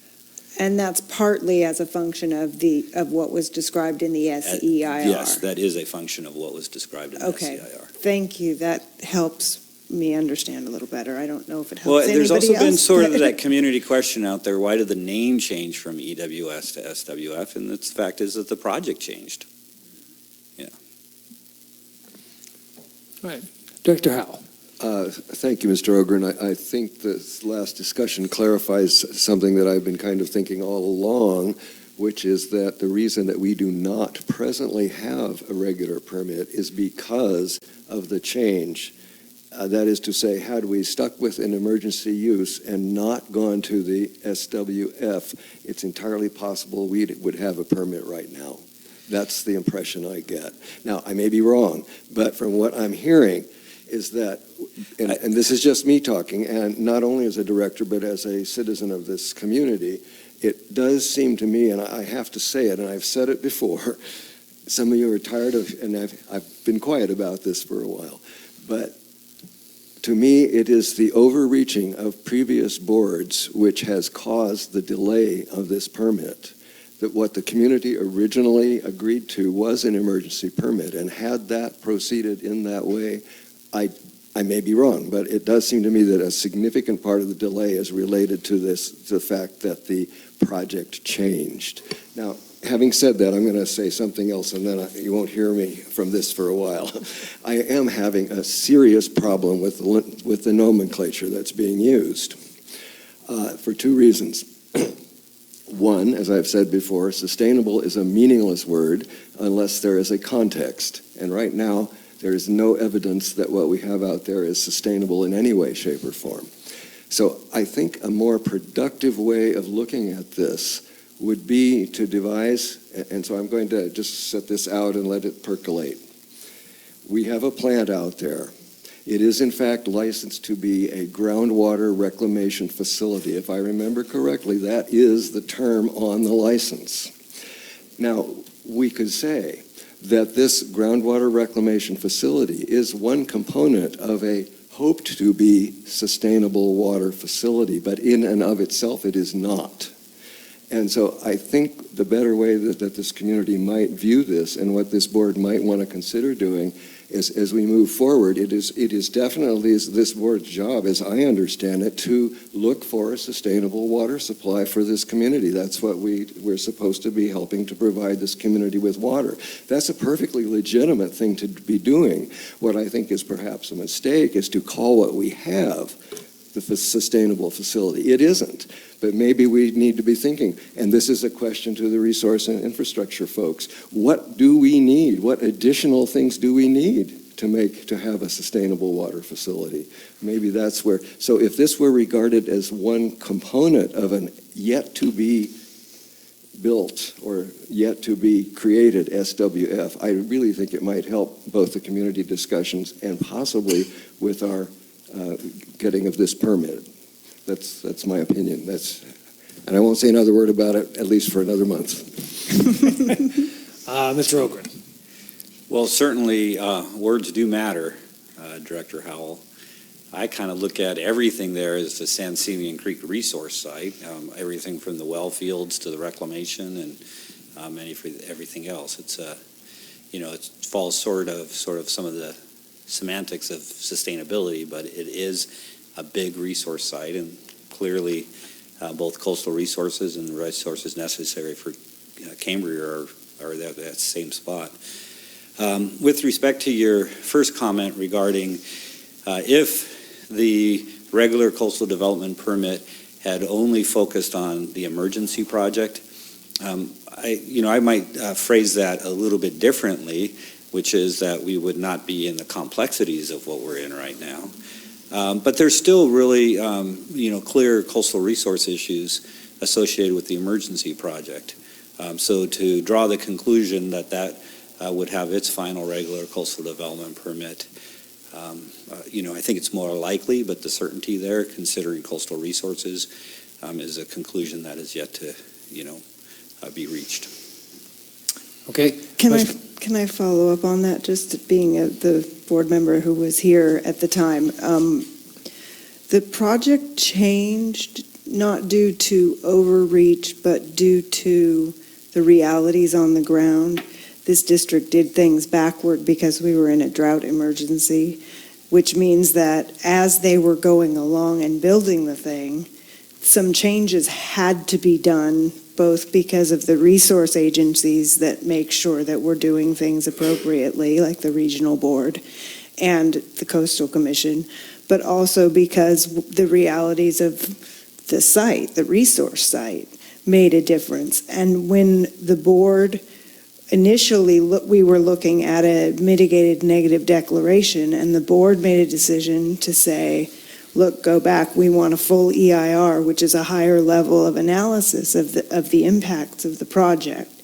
And during that time, other things came up and design changes had to be made. So instead of starting a whole new EIR on a whole new thing, we went from what we already had been working on with and I don't know if you recall, but it took us forever to get the consultant to finish that EIR.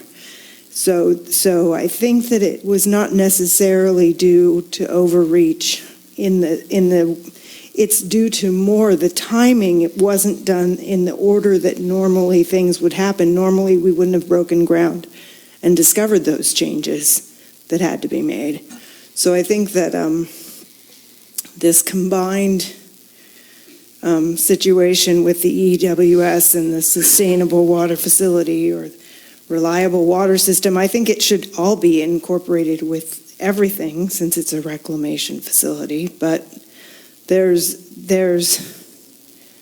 we were trying to keep up with what was on the ground so that the board had a sense of what the impacts actually were based on the changes that had to be made for no fault of ours, really. Thank you. I'd like to back off. I think perhaps, to say overreaching, that's what it looks like from outside. But truthfully, that does imply something which I really didn't mean to do, which is double dealing or bad action on the part of the board, which I really didn't mean to, but that's what it looked like. On the other hand, though, regardless of name change or whatever, there is nevertheless wording on the one hand that the original project was for existing customers only, where there is clearly wording both in the SEIR and in the permit which Bob Greason's submitted, which clearly states that the facility is intended to support the build-out reduction. Now, that wasn't in the original, so that's, I think, regardless of what you choose to call it, that change nevertheless did occur, and I think we need to acknowledge the fact that that change did happen. And that may be the area where this may be the area where the community is having some difficulties and where we're divided on that, is that wording itself. So I just wanted to say that. But this is probably not really the time to be discussing this. Okay. Happy to engage in a discussion with anyone, anytime. Vice President Farmer. I'll just discuss this just a little bit further, and hopefully in fewer words. It's hard to believe that 5.5 years ago, maybe even a little more, this community got a county permit for a facility for emergency use, as Director Howell just said, for existing customers only, and of course, and not for growth. And to me, the elephant question in the room is, what was the actual agenda for building this facility, especially because it was done before the EIR, and it should have been done the other way around. So what was the actual agenda to act in such haste for the building of this water facility on San Simeon Creek Road? And what is the actual agenda for the ultimate use of this facility on San Simeon Creek Road? And I think until we somehow get an honest and legitimate and forthright answer to this question, this community is still going to be divided, and I would say, I don't know quite what other word to use, in a certain amount of financial anxiety about how we're moving forward with this facility. Thank you. All right, thank you. Director Stidel. Nope. No other comment. Okay. Well, good. Until November. So I think the one thing that we did want to do as part of this, as I recall, Point of order? reading it. You said you were going to allow a second public comment after the discussion, correct? Yeah, if you turn in your slip. Okay, so I just want to make sure that that was still going forward. Sure.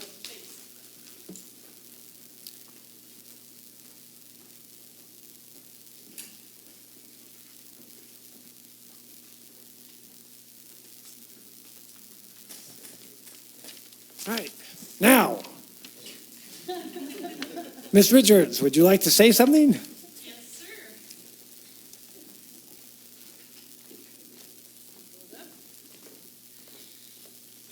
Les Richards, 30-year resident Cambria. 3 comments. First off, when was the CDP on hold?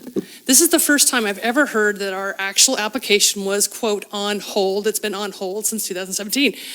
I see a completed application, and I see from August 2017 by Bob Greshams. And so that was my first question is, all of a sudden now it's, quote, on hold. That I've never heard that before. The second question I have for you is on the difference between apple and oranges. The Urban Water Management Plan is an apple. The CDP is an orange. 2 different documents, 2 different plans. I have reviewed 3 urban water management plans to date. And of those documents, the actual data is never vetted. It is never certified as actually correct or adequate data. You just have to fulfill an assumption and a criteria. The CDP, on the other hand, you have to have accurate and correct data involved. We have 2 different issues here, so I'm really confused by why we're combining on these parallel tracks the Urban Water Management Plan assumptions and the CDP accurate data and information. That concerns me, and I'm surprised to see it on here. I appreciate that it's parallel tracks. We need to do it. Of course, we do need to do it. But in the past, of the 2 urban water management plans that I've reviewed, the data was incorrect. And I, in fact, came to this podium on multiple occasions and brought it to the attention of the board that your data is incorrect and has not been vetted in those urban water management plans, and was able to prove it with the Warren Settlement Agreement on 2 separate occasions, one for the groundwater management plan and urban water management plan. So 2 different documents, 2 different directions, and I don't understand, again, why we are in this situation of stalling for the CDP. We were supposed to have a CDP for the EWS, and now all of a sudden it's going to be 2 years out, and we're stalling once again to have to do some other reports and other reviews and other information. All I see is the CCSD now stalling. I don't see it as the County of San Luis. I don't see it as the Coastal Commission. I see it as this board stalling. You had town hall meetings, you had information. We should be moving forward on the EWS CDP, and we're not. So I'm concerned about that. And the final question I had for you was, Ms. Rice, no offense, but there was a completed executive draft November 2015 of the EWS EIR that you were not privy to. At the time, you had been left out of the loop. There was information that Ms. Rice was not getting as a director on the board, but we had the document was reviewed by members of the community and was talked about at a Forest Management Committee, Fire Safe Council meeting by Gruber and Shirley Bianchi. An actual executive final on November 2015, which was scrapped. So this idea that we never had an EWS, we never finished it, it was finished, it was completed, and then it was scrapped for whatever reasonings, I don't know. All I know is there was an actual document. Thank you so much. Thank you.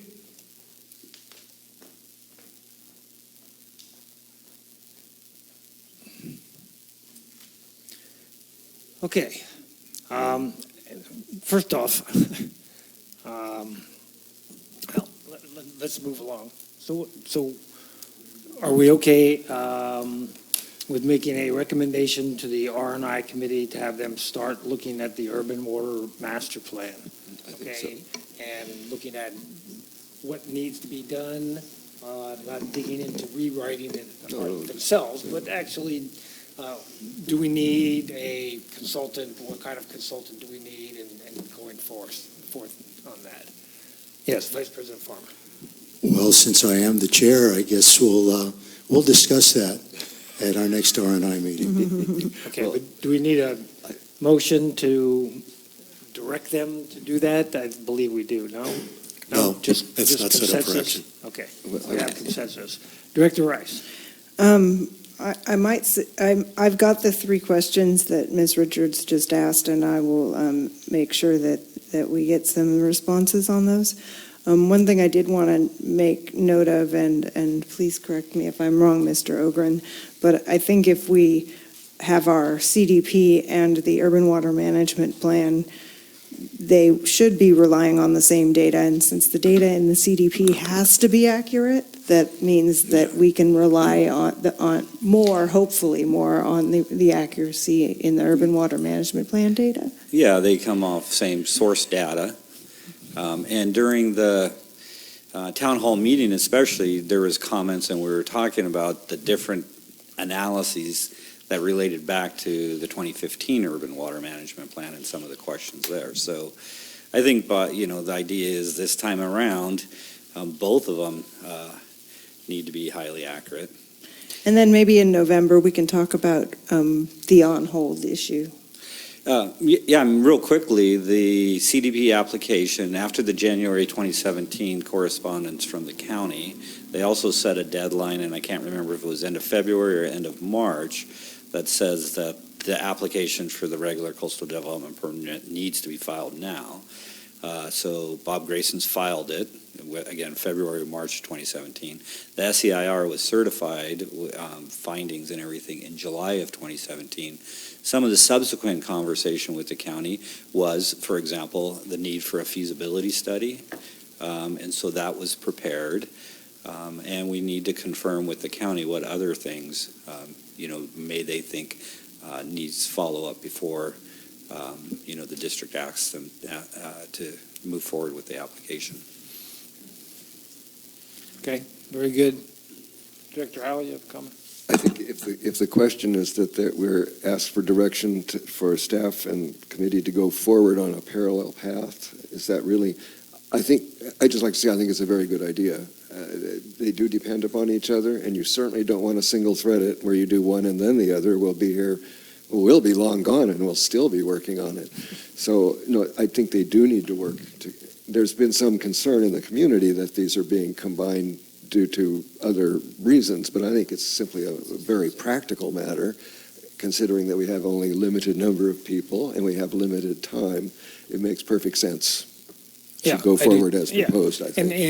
And I must say that if the Urban Water Master Plan is going to have assumptions, those assumptions need to be based on facts. They may be assumptions as to what we will do in the future because we don't know, but they need to be based on the facts, and getting the CDP properly done and vetted by the county and the Coastal Commission gives us the facts that we can move forward on that.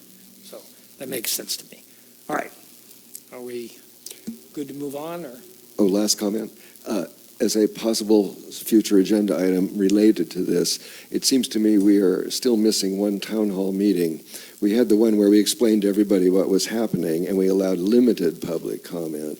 What we haven't had is the reverse, where we get the people and then they get to talk to us. Is that something that we still want to do? We're going to talk about that in November, I believe. Oops, okay, I think that's part of Mr. Ogren's plan for November.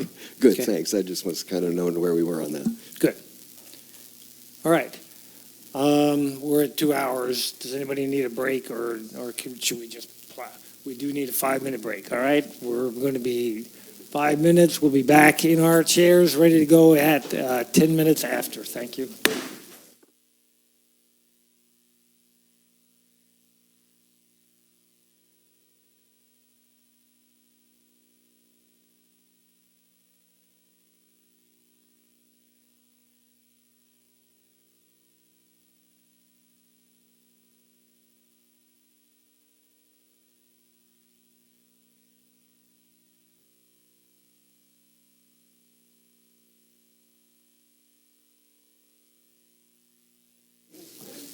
Meeting is back in order. We are on number 4E, discussion and consideration regarding approval of Finance Committee mission statement and goals and objectives. Director Steidel.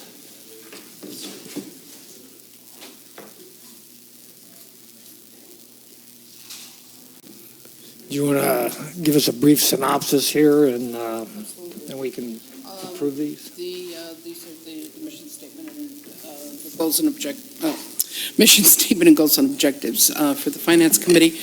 I apologize that this has taken the amount of time that it has. These were actually formulated back in April, and the meeting minutes associated with it were approved in May, but there was a combination of the expectation at the time that another committee's goals and objectives are going to be coming somewhat in the same time frame, and there was a thought of just having them all come to the board together at the same time, my thought.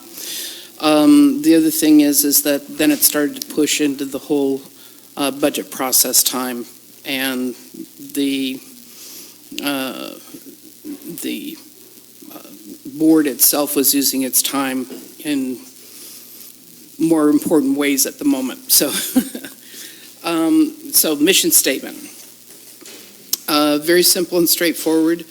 It serves as an advisory resource to the Board of Directors to provide transparent budget processes and financial management that promotes fiscal stability and to instill public trust, which seemed to kind of grasp the concepts that were laid out as a whole as far as the goals that we had gone through.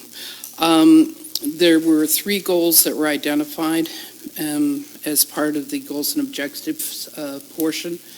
The first objective is tied directly with the goals and objectives from the board that we took a look at earlier today. And there are 6 objectives that are associated with that. Predominantly, those have been accomplished.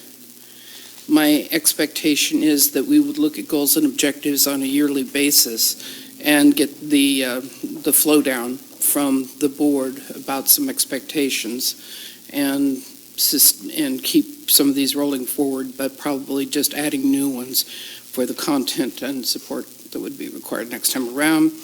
The second and third goals, again, tie directly to the goals and objectives at the board level. And again, it has to do with providing support and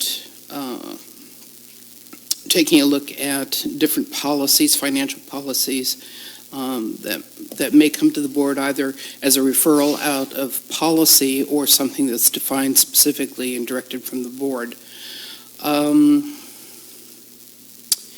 The third is provide advisory oversight of district financial processes, and this has to do a great deal of it with the audit report. Once the audit report comes out, to be able to review that with the finance manager, and if there are any findings that come out of that, to be able to work with staff to assist in any way about establishing possible corrective actions or resolutions if those were necessary.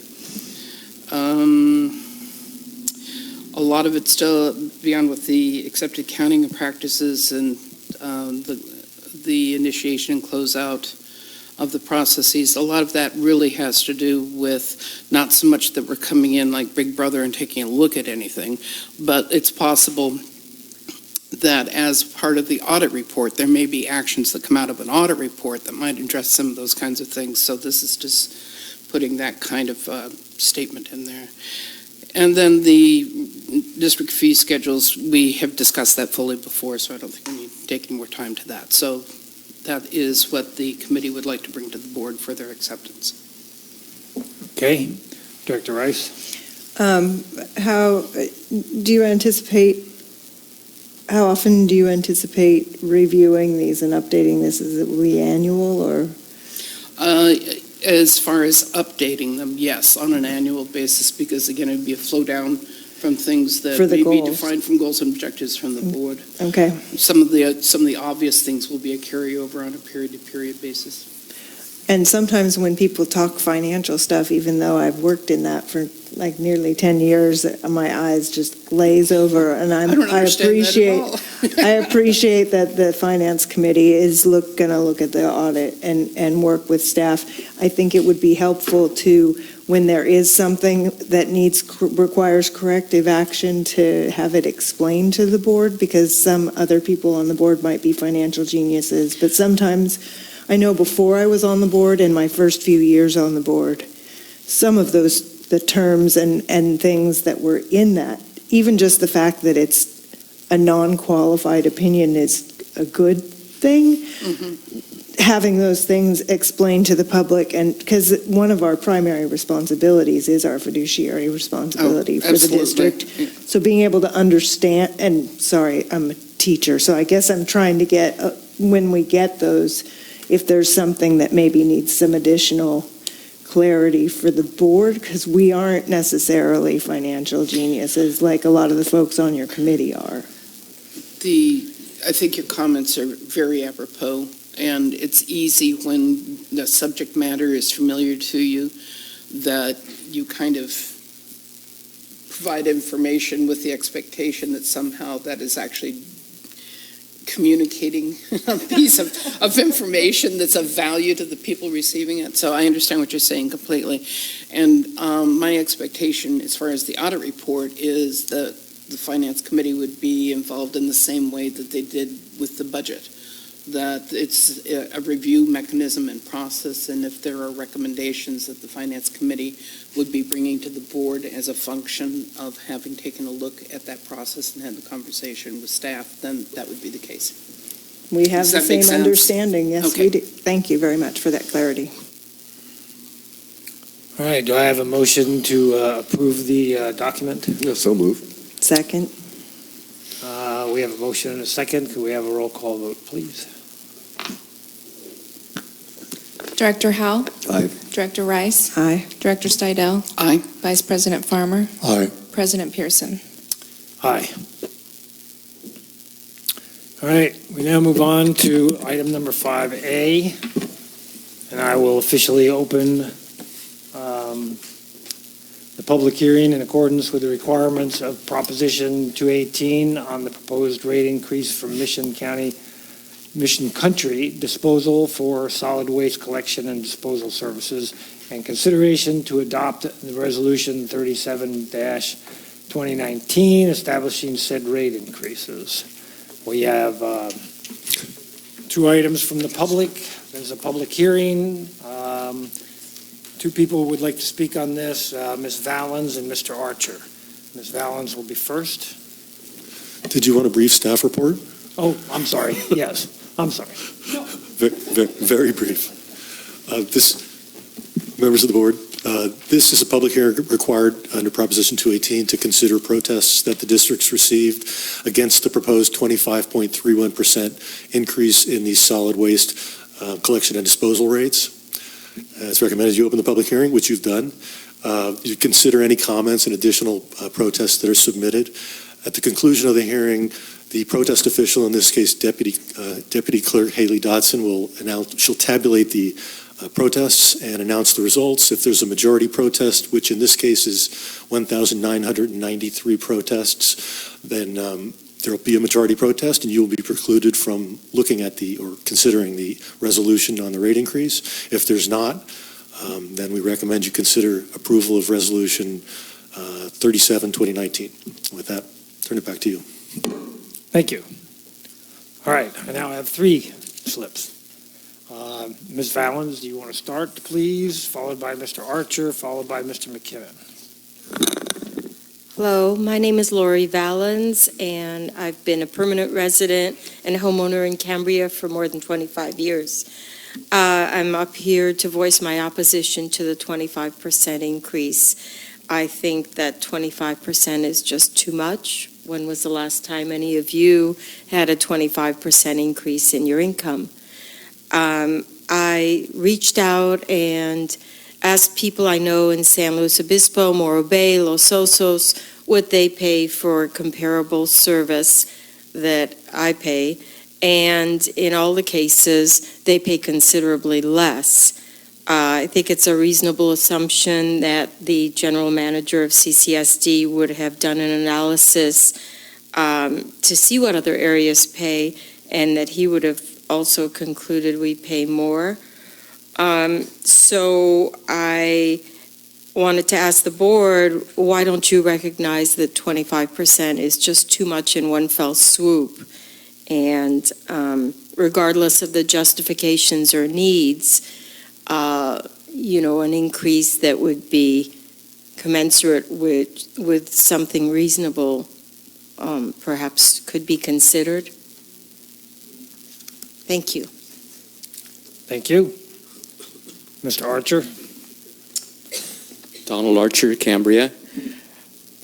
In my view, the ongoing incremental district rate hikes, as well as this current 25+% rate hike proposal for the waste disposal contractor, is not sustainable. That is, not sustainable for the many residents who are on very limited and fixed incomes, seniors and otherwise.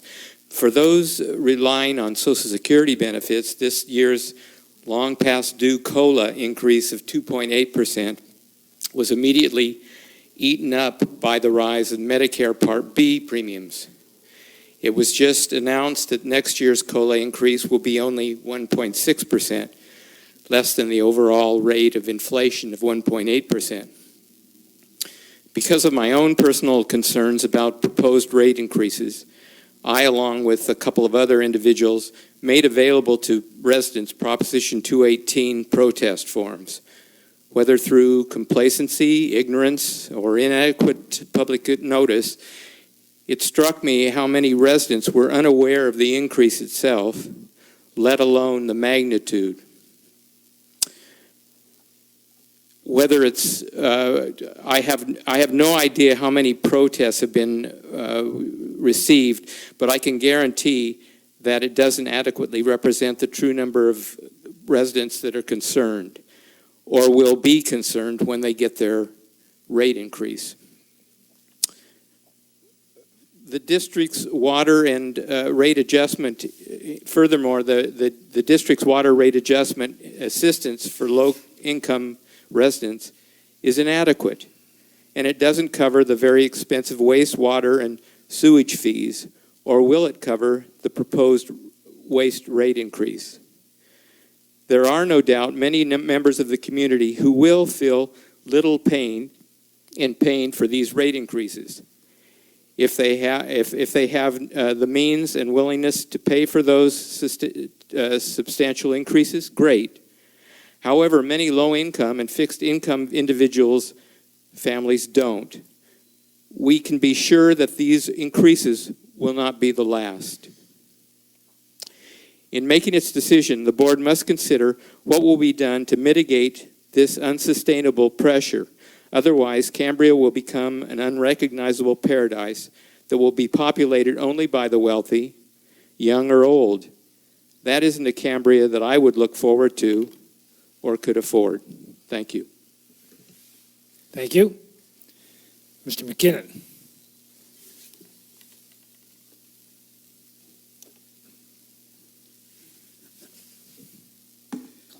The gentleman that preceded me took a lot of the words right out of my head. Last census we had, I believe in about 70% of Cambria's homeowner population were of retirement age. I don't know what percentage of that retirement age are on fixed income. I didn't put anything into writing because I think it would be overlooked. But I got to open my mouth and say it. I think out of goodwill, we should understand that a business needs to have money to cover its overhead. We don't know what kind of expenses have been applied to the company in the previous years since the last raise was brought up. But they may very well need the money. And so if they're not in business, what are we going to do? So we have to trust their financial judgment. The other side of it is, those of us on a fixed income, maybe they could extend a gesture of goodwill to us and withdraw the fee that is placed on old ladies and old men who can't get the barrel down to the street. Now that's a fee that these old folks pay in order to get their trash dumped, when the young energetic ones can just hop it up there and carry it down and get along just fine. So I would like to consider withdrawing that fee to the people who have the problem of getting their barrels up to the street and back down again to their place. Thank you. Thank you.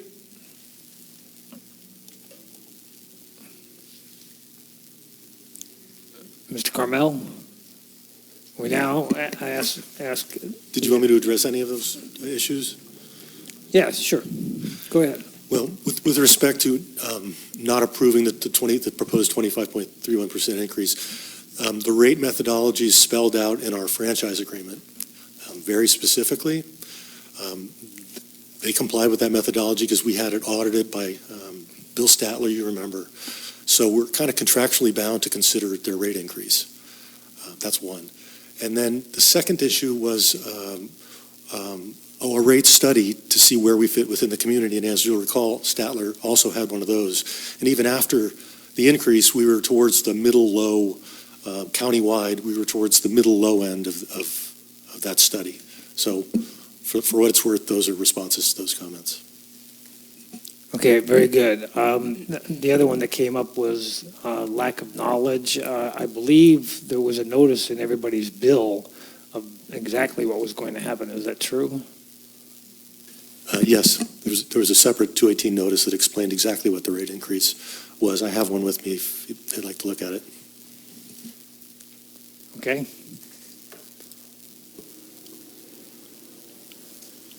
All right. So, Ms. Dodson, would you go ahead and count the protest votes, please? So they've already been counted, so I have the counts for you. The district received 258 valid residential protests and 2 valid commercial protests for a total of 260 valid protests, which is approximately 1,733 shy of the required 50% plus 1. 50% would be 1,992 plus 1 property owners for a total of 1,993. Okay. Thank you. All right. You're welcome. I guess my only other comment before I take others is that we are still the district did not raise our franchise fee, which sits at 6%. And most of the rest of the county, if not all the rest of the county now, is at 10% or more. So this board, okay, made the decision.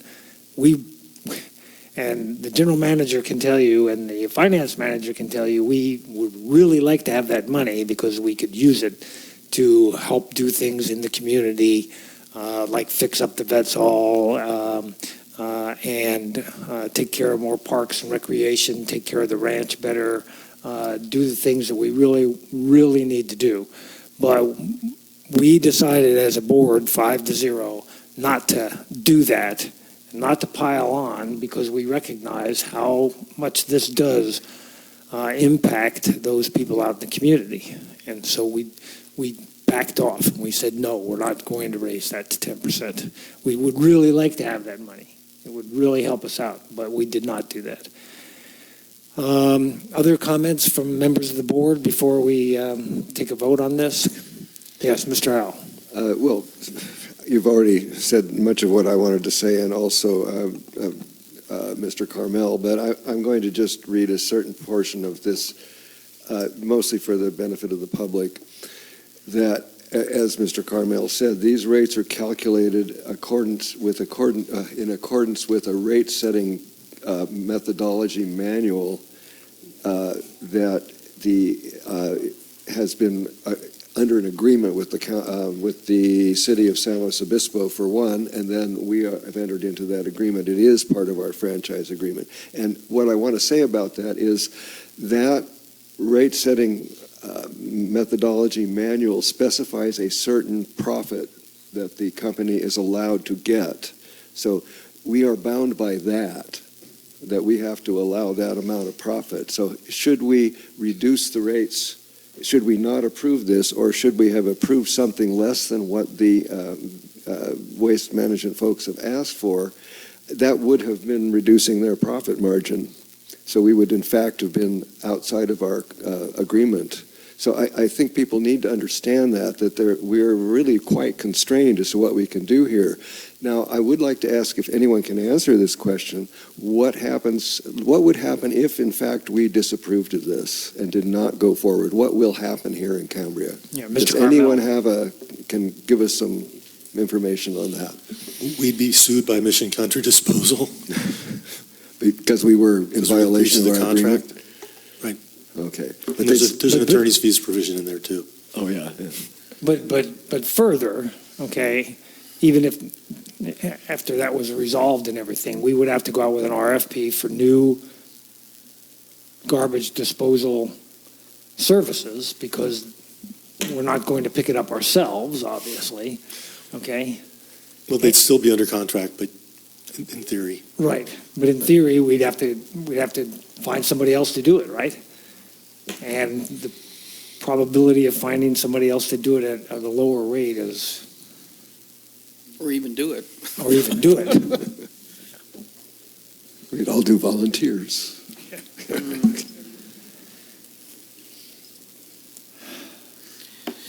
Director Steidel. Also, I just wanted to reiterate the fact that what this represents and what this rate increase represents is, I'm sure, will be looked at as something that the CCSD controlled or defined or imposed, when in actuality what we're talking about is a contractual obligation that was established with specific parameters, and as a board we held the obligation of having to put this into a Prop 218 environment for the public to vote on. So there were two actions that the board interacted to directly in this whole process. One is to keep that rate at 6% instead of increasing it. And the other is that legally we had to bring the 218 rate increase to the public for their vote. And I just wanted to reiterate that for folks so that they understood what the mechanisms were that were in place or in process. Okay, Director Rice. Couple of things. I realize that 25% is a lot. It amounts to about $5.15 monthly, which for some people is not a small amount. For some people, it's a coffee and they're groovy. We have a very high vacancy rate because we have a lot of second homes here. And the financials that were used in the rates manual were the financials of Los Osos and Cayucas. We're much further out, which accounts for, we should be surprised we don't have the highest rates in the county because we're pretty remote up here. It's a long drive from here to where they have to take our trash and recycling. I do welcome the revision of the rates manual that was mentioned when you came last time, and I really hope that you don't drag your feet and that you get up on that so that we can have clarity on that 10% profit that's allowed. I also want to say, I don't know if you have a policy for potentially waiving service away from the curb. but service away from the curb could be considered something that you would do for disabled people. If somebody has a disabled parking sign, they should be able to call you up and say, hey, can you waive that $11, which is what it's going up to. And I don't know if you have a policy on that, but if you do, it might be a good idea for folks who are being charged that. Let's find out if we can give them some relief, at least on that, especially for the folks who, some people do it because it's more convenient for them. Some people really couldn't do it, and we appreciate the service, but maybe for those folks potentially who call up. Okay, thank you. Director Howell. Just besides seconding what Director Rice said, just to make a mention that this board, we are not unaware of these problems, and the board has taken action. Folks haven't seen the result of that action yet, but the board has taken action to start to set up a program for relief of some of the water bills for low-income families. So, but that has not yet come back to the board. So, but we haven't forgotten it, and it is something that will happen. So, we are not unaware, and we're not unfeeling about what's going on. But I did want to assure everybody out there that we will do it, but it is taking some time to put it all together. So I just wanted you to know that. Thank you. Great, thanks. Vice President Farmer. I just want to totally concur with what Mr. Archer said in public comment.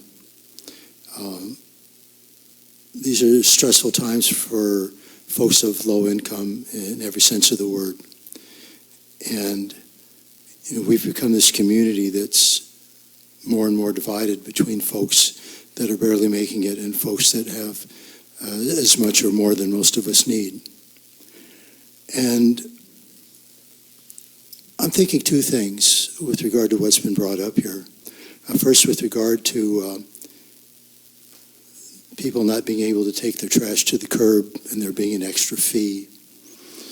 As the unique community that we are, blessed to live here, a place where people come and just can't believe what a great town this is in so many ways. Perhaps there could be a way of people signing up that are unable to take their trash to the curb and taking that to the high school and having and the middle school and having young people there volunteer to stop by once a week at the night before the morning of the trash being picked up, and doing that as a courtesy, to kind of build bonds between the elderly and the young people, doing them a service and something like that. With regard to the increased fee, which obviously we're going to have to approve, perhaps we can figure out a way that the people that are more well off in this community can contribute to a fund to assist those that are more strapped for cash, with regard to paying this fee, maybe even paying part of their water or, their bi-monthly bill. I think this is a time for this community to become more of a community and care more for one another in one fashion or another than the divisiveness that has existed in one fashion or another since I've lived here. And so I'm just going to throw those suggestions out there and see if we can, as Jerry might say, run it up the flagpole and see if anybody salutes. Thank you. Thank you. I'll entertain a motion to approve the resolution. Let me Director Stidel. get to the right page so that I can read it appropriately. I move on the basis of the Proposition 218 findings that the Mission Country Disposal Services fees be adopted for adoption of Resolution 37-2019 establishing those said rate increases. Okay. Anyone second? Nobody wants to be the bad guy here. I'll do it. I second. Yeah. I know. I mean, nobody, yeah. It's a hard one. Somebody is, we're It's going to not get beaten no matter what we do, so, Yeah. yeah. So I second. All right, roll call vote, please. Director Steidel? Aye. Director Howe? Aye. Director Rice? No. Vice President Farmer? I'm going to say no as well, with obviously with a serious reservation, but it's just kind of a protest vote about the way things are. Thank you. President Pearson? Aye. Carries 3 votes to 2. And that concludes our business for today. We will now close the meeting. Oh, yes, sir. One item talking about the next meeting. Oh, yes. Sorry. Didn't have my glasses on. Yeah, reopened. Future agenda items. First on the future agenda item is the fact that we have a lot of people that are going to be absent for other requirements on the 17th, and so the board is going to move the meeting that was going to be on the 17th to the 24th at 2 o'clock. Same time on a Thursday, so that it's not too disruptive. Okay? So the meeting scheduled for the 17th is now going to be on the 24th at 2 o'clock. And that agenda package will be out 72 hours plus beforehand. So, other items for future agenda, anyone? Director Rice? I still would like to have a discussion of how much is enough for water. What do we mean by enough water? What do we mean by reliable water? We need to have that discussion because it folds into the CDP. How much water are we trying to provide for how many people? And businesses, because we're also visitor serving here. Okay, thank you. Director Howe. There's a subcommittee of the R&I working on some of that issue. Right. The problem of what's enough, there's also the other is how much is there versus how much enough depends on what you want to use it for. How much is there is a different question, also somewhat uncertain, and probably should be looked at. Well, I think all of this has got to be decided before the CDP, so I think it's all going to be part of the November discussion and then discussions ongoing to get that information proper. Yeah, those are almost two evaluators against one another. Yeah. Yeah. For analysis. Supply and Yeah. demand. I think that's got to be done before we move forward. And do we already have on the agenda at some point before January the new shut-off policy that is required to be adopted by law? Mr. Yes. Carmel? Mr. Carmel, The you're shut-off already working on policy? the shut-off policy. The right? shut-off policy, we have a new shut-off policy that we have to put in place before January? Right, we'll be bringing that forward. I don't think it'll be ready for November. It'll be, we Okay. decided December was probably more likely. Okay. Everyone's crafting theirs right about now, so we're trying to find the best one to steal from, to be Okay. candid with you. I just want to make sure it's on the radar, that's all. But no, it is. Good. The meeting on the 24th is at 2 o'clock. Okay? All right, we good? All right. Close the meeting. Now I'm going to open the meeting.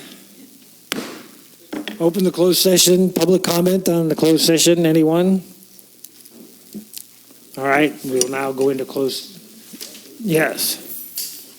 For the next agenda? Is that what you're talking about? Yeah, for the closed session. No, not the next agenda. Oh, okay. Well, I'll talk to the lawyer. Come and tell me. No, I want to put something on the next agenda. Talk to me. Talk to you privately? Arm wrestle? It's closed session's agenda item 7.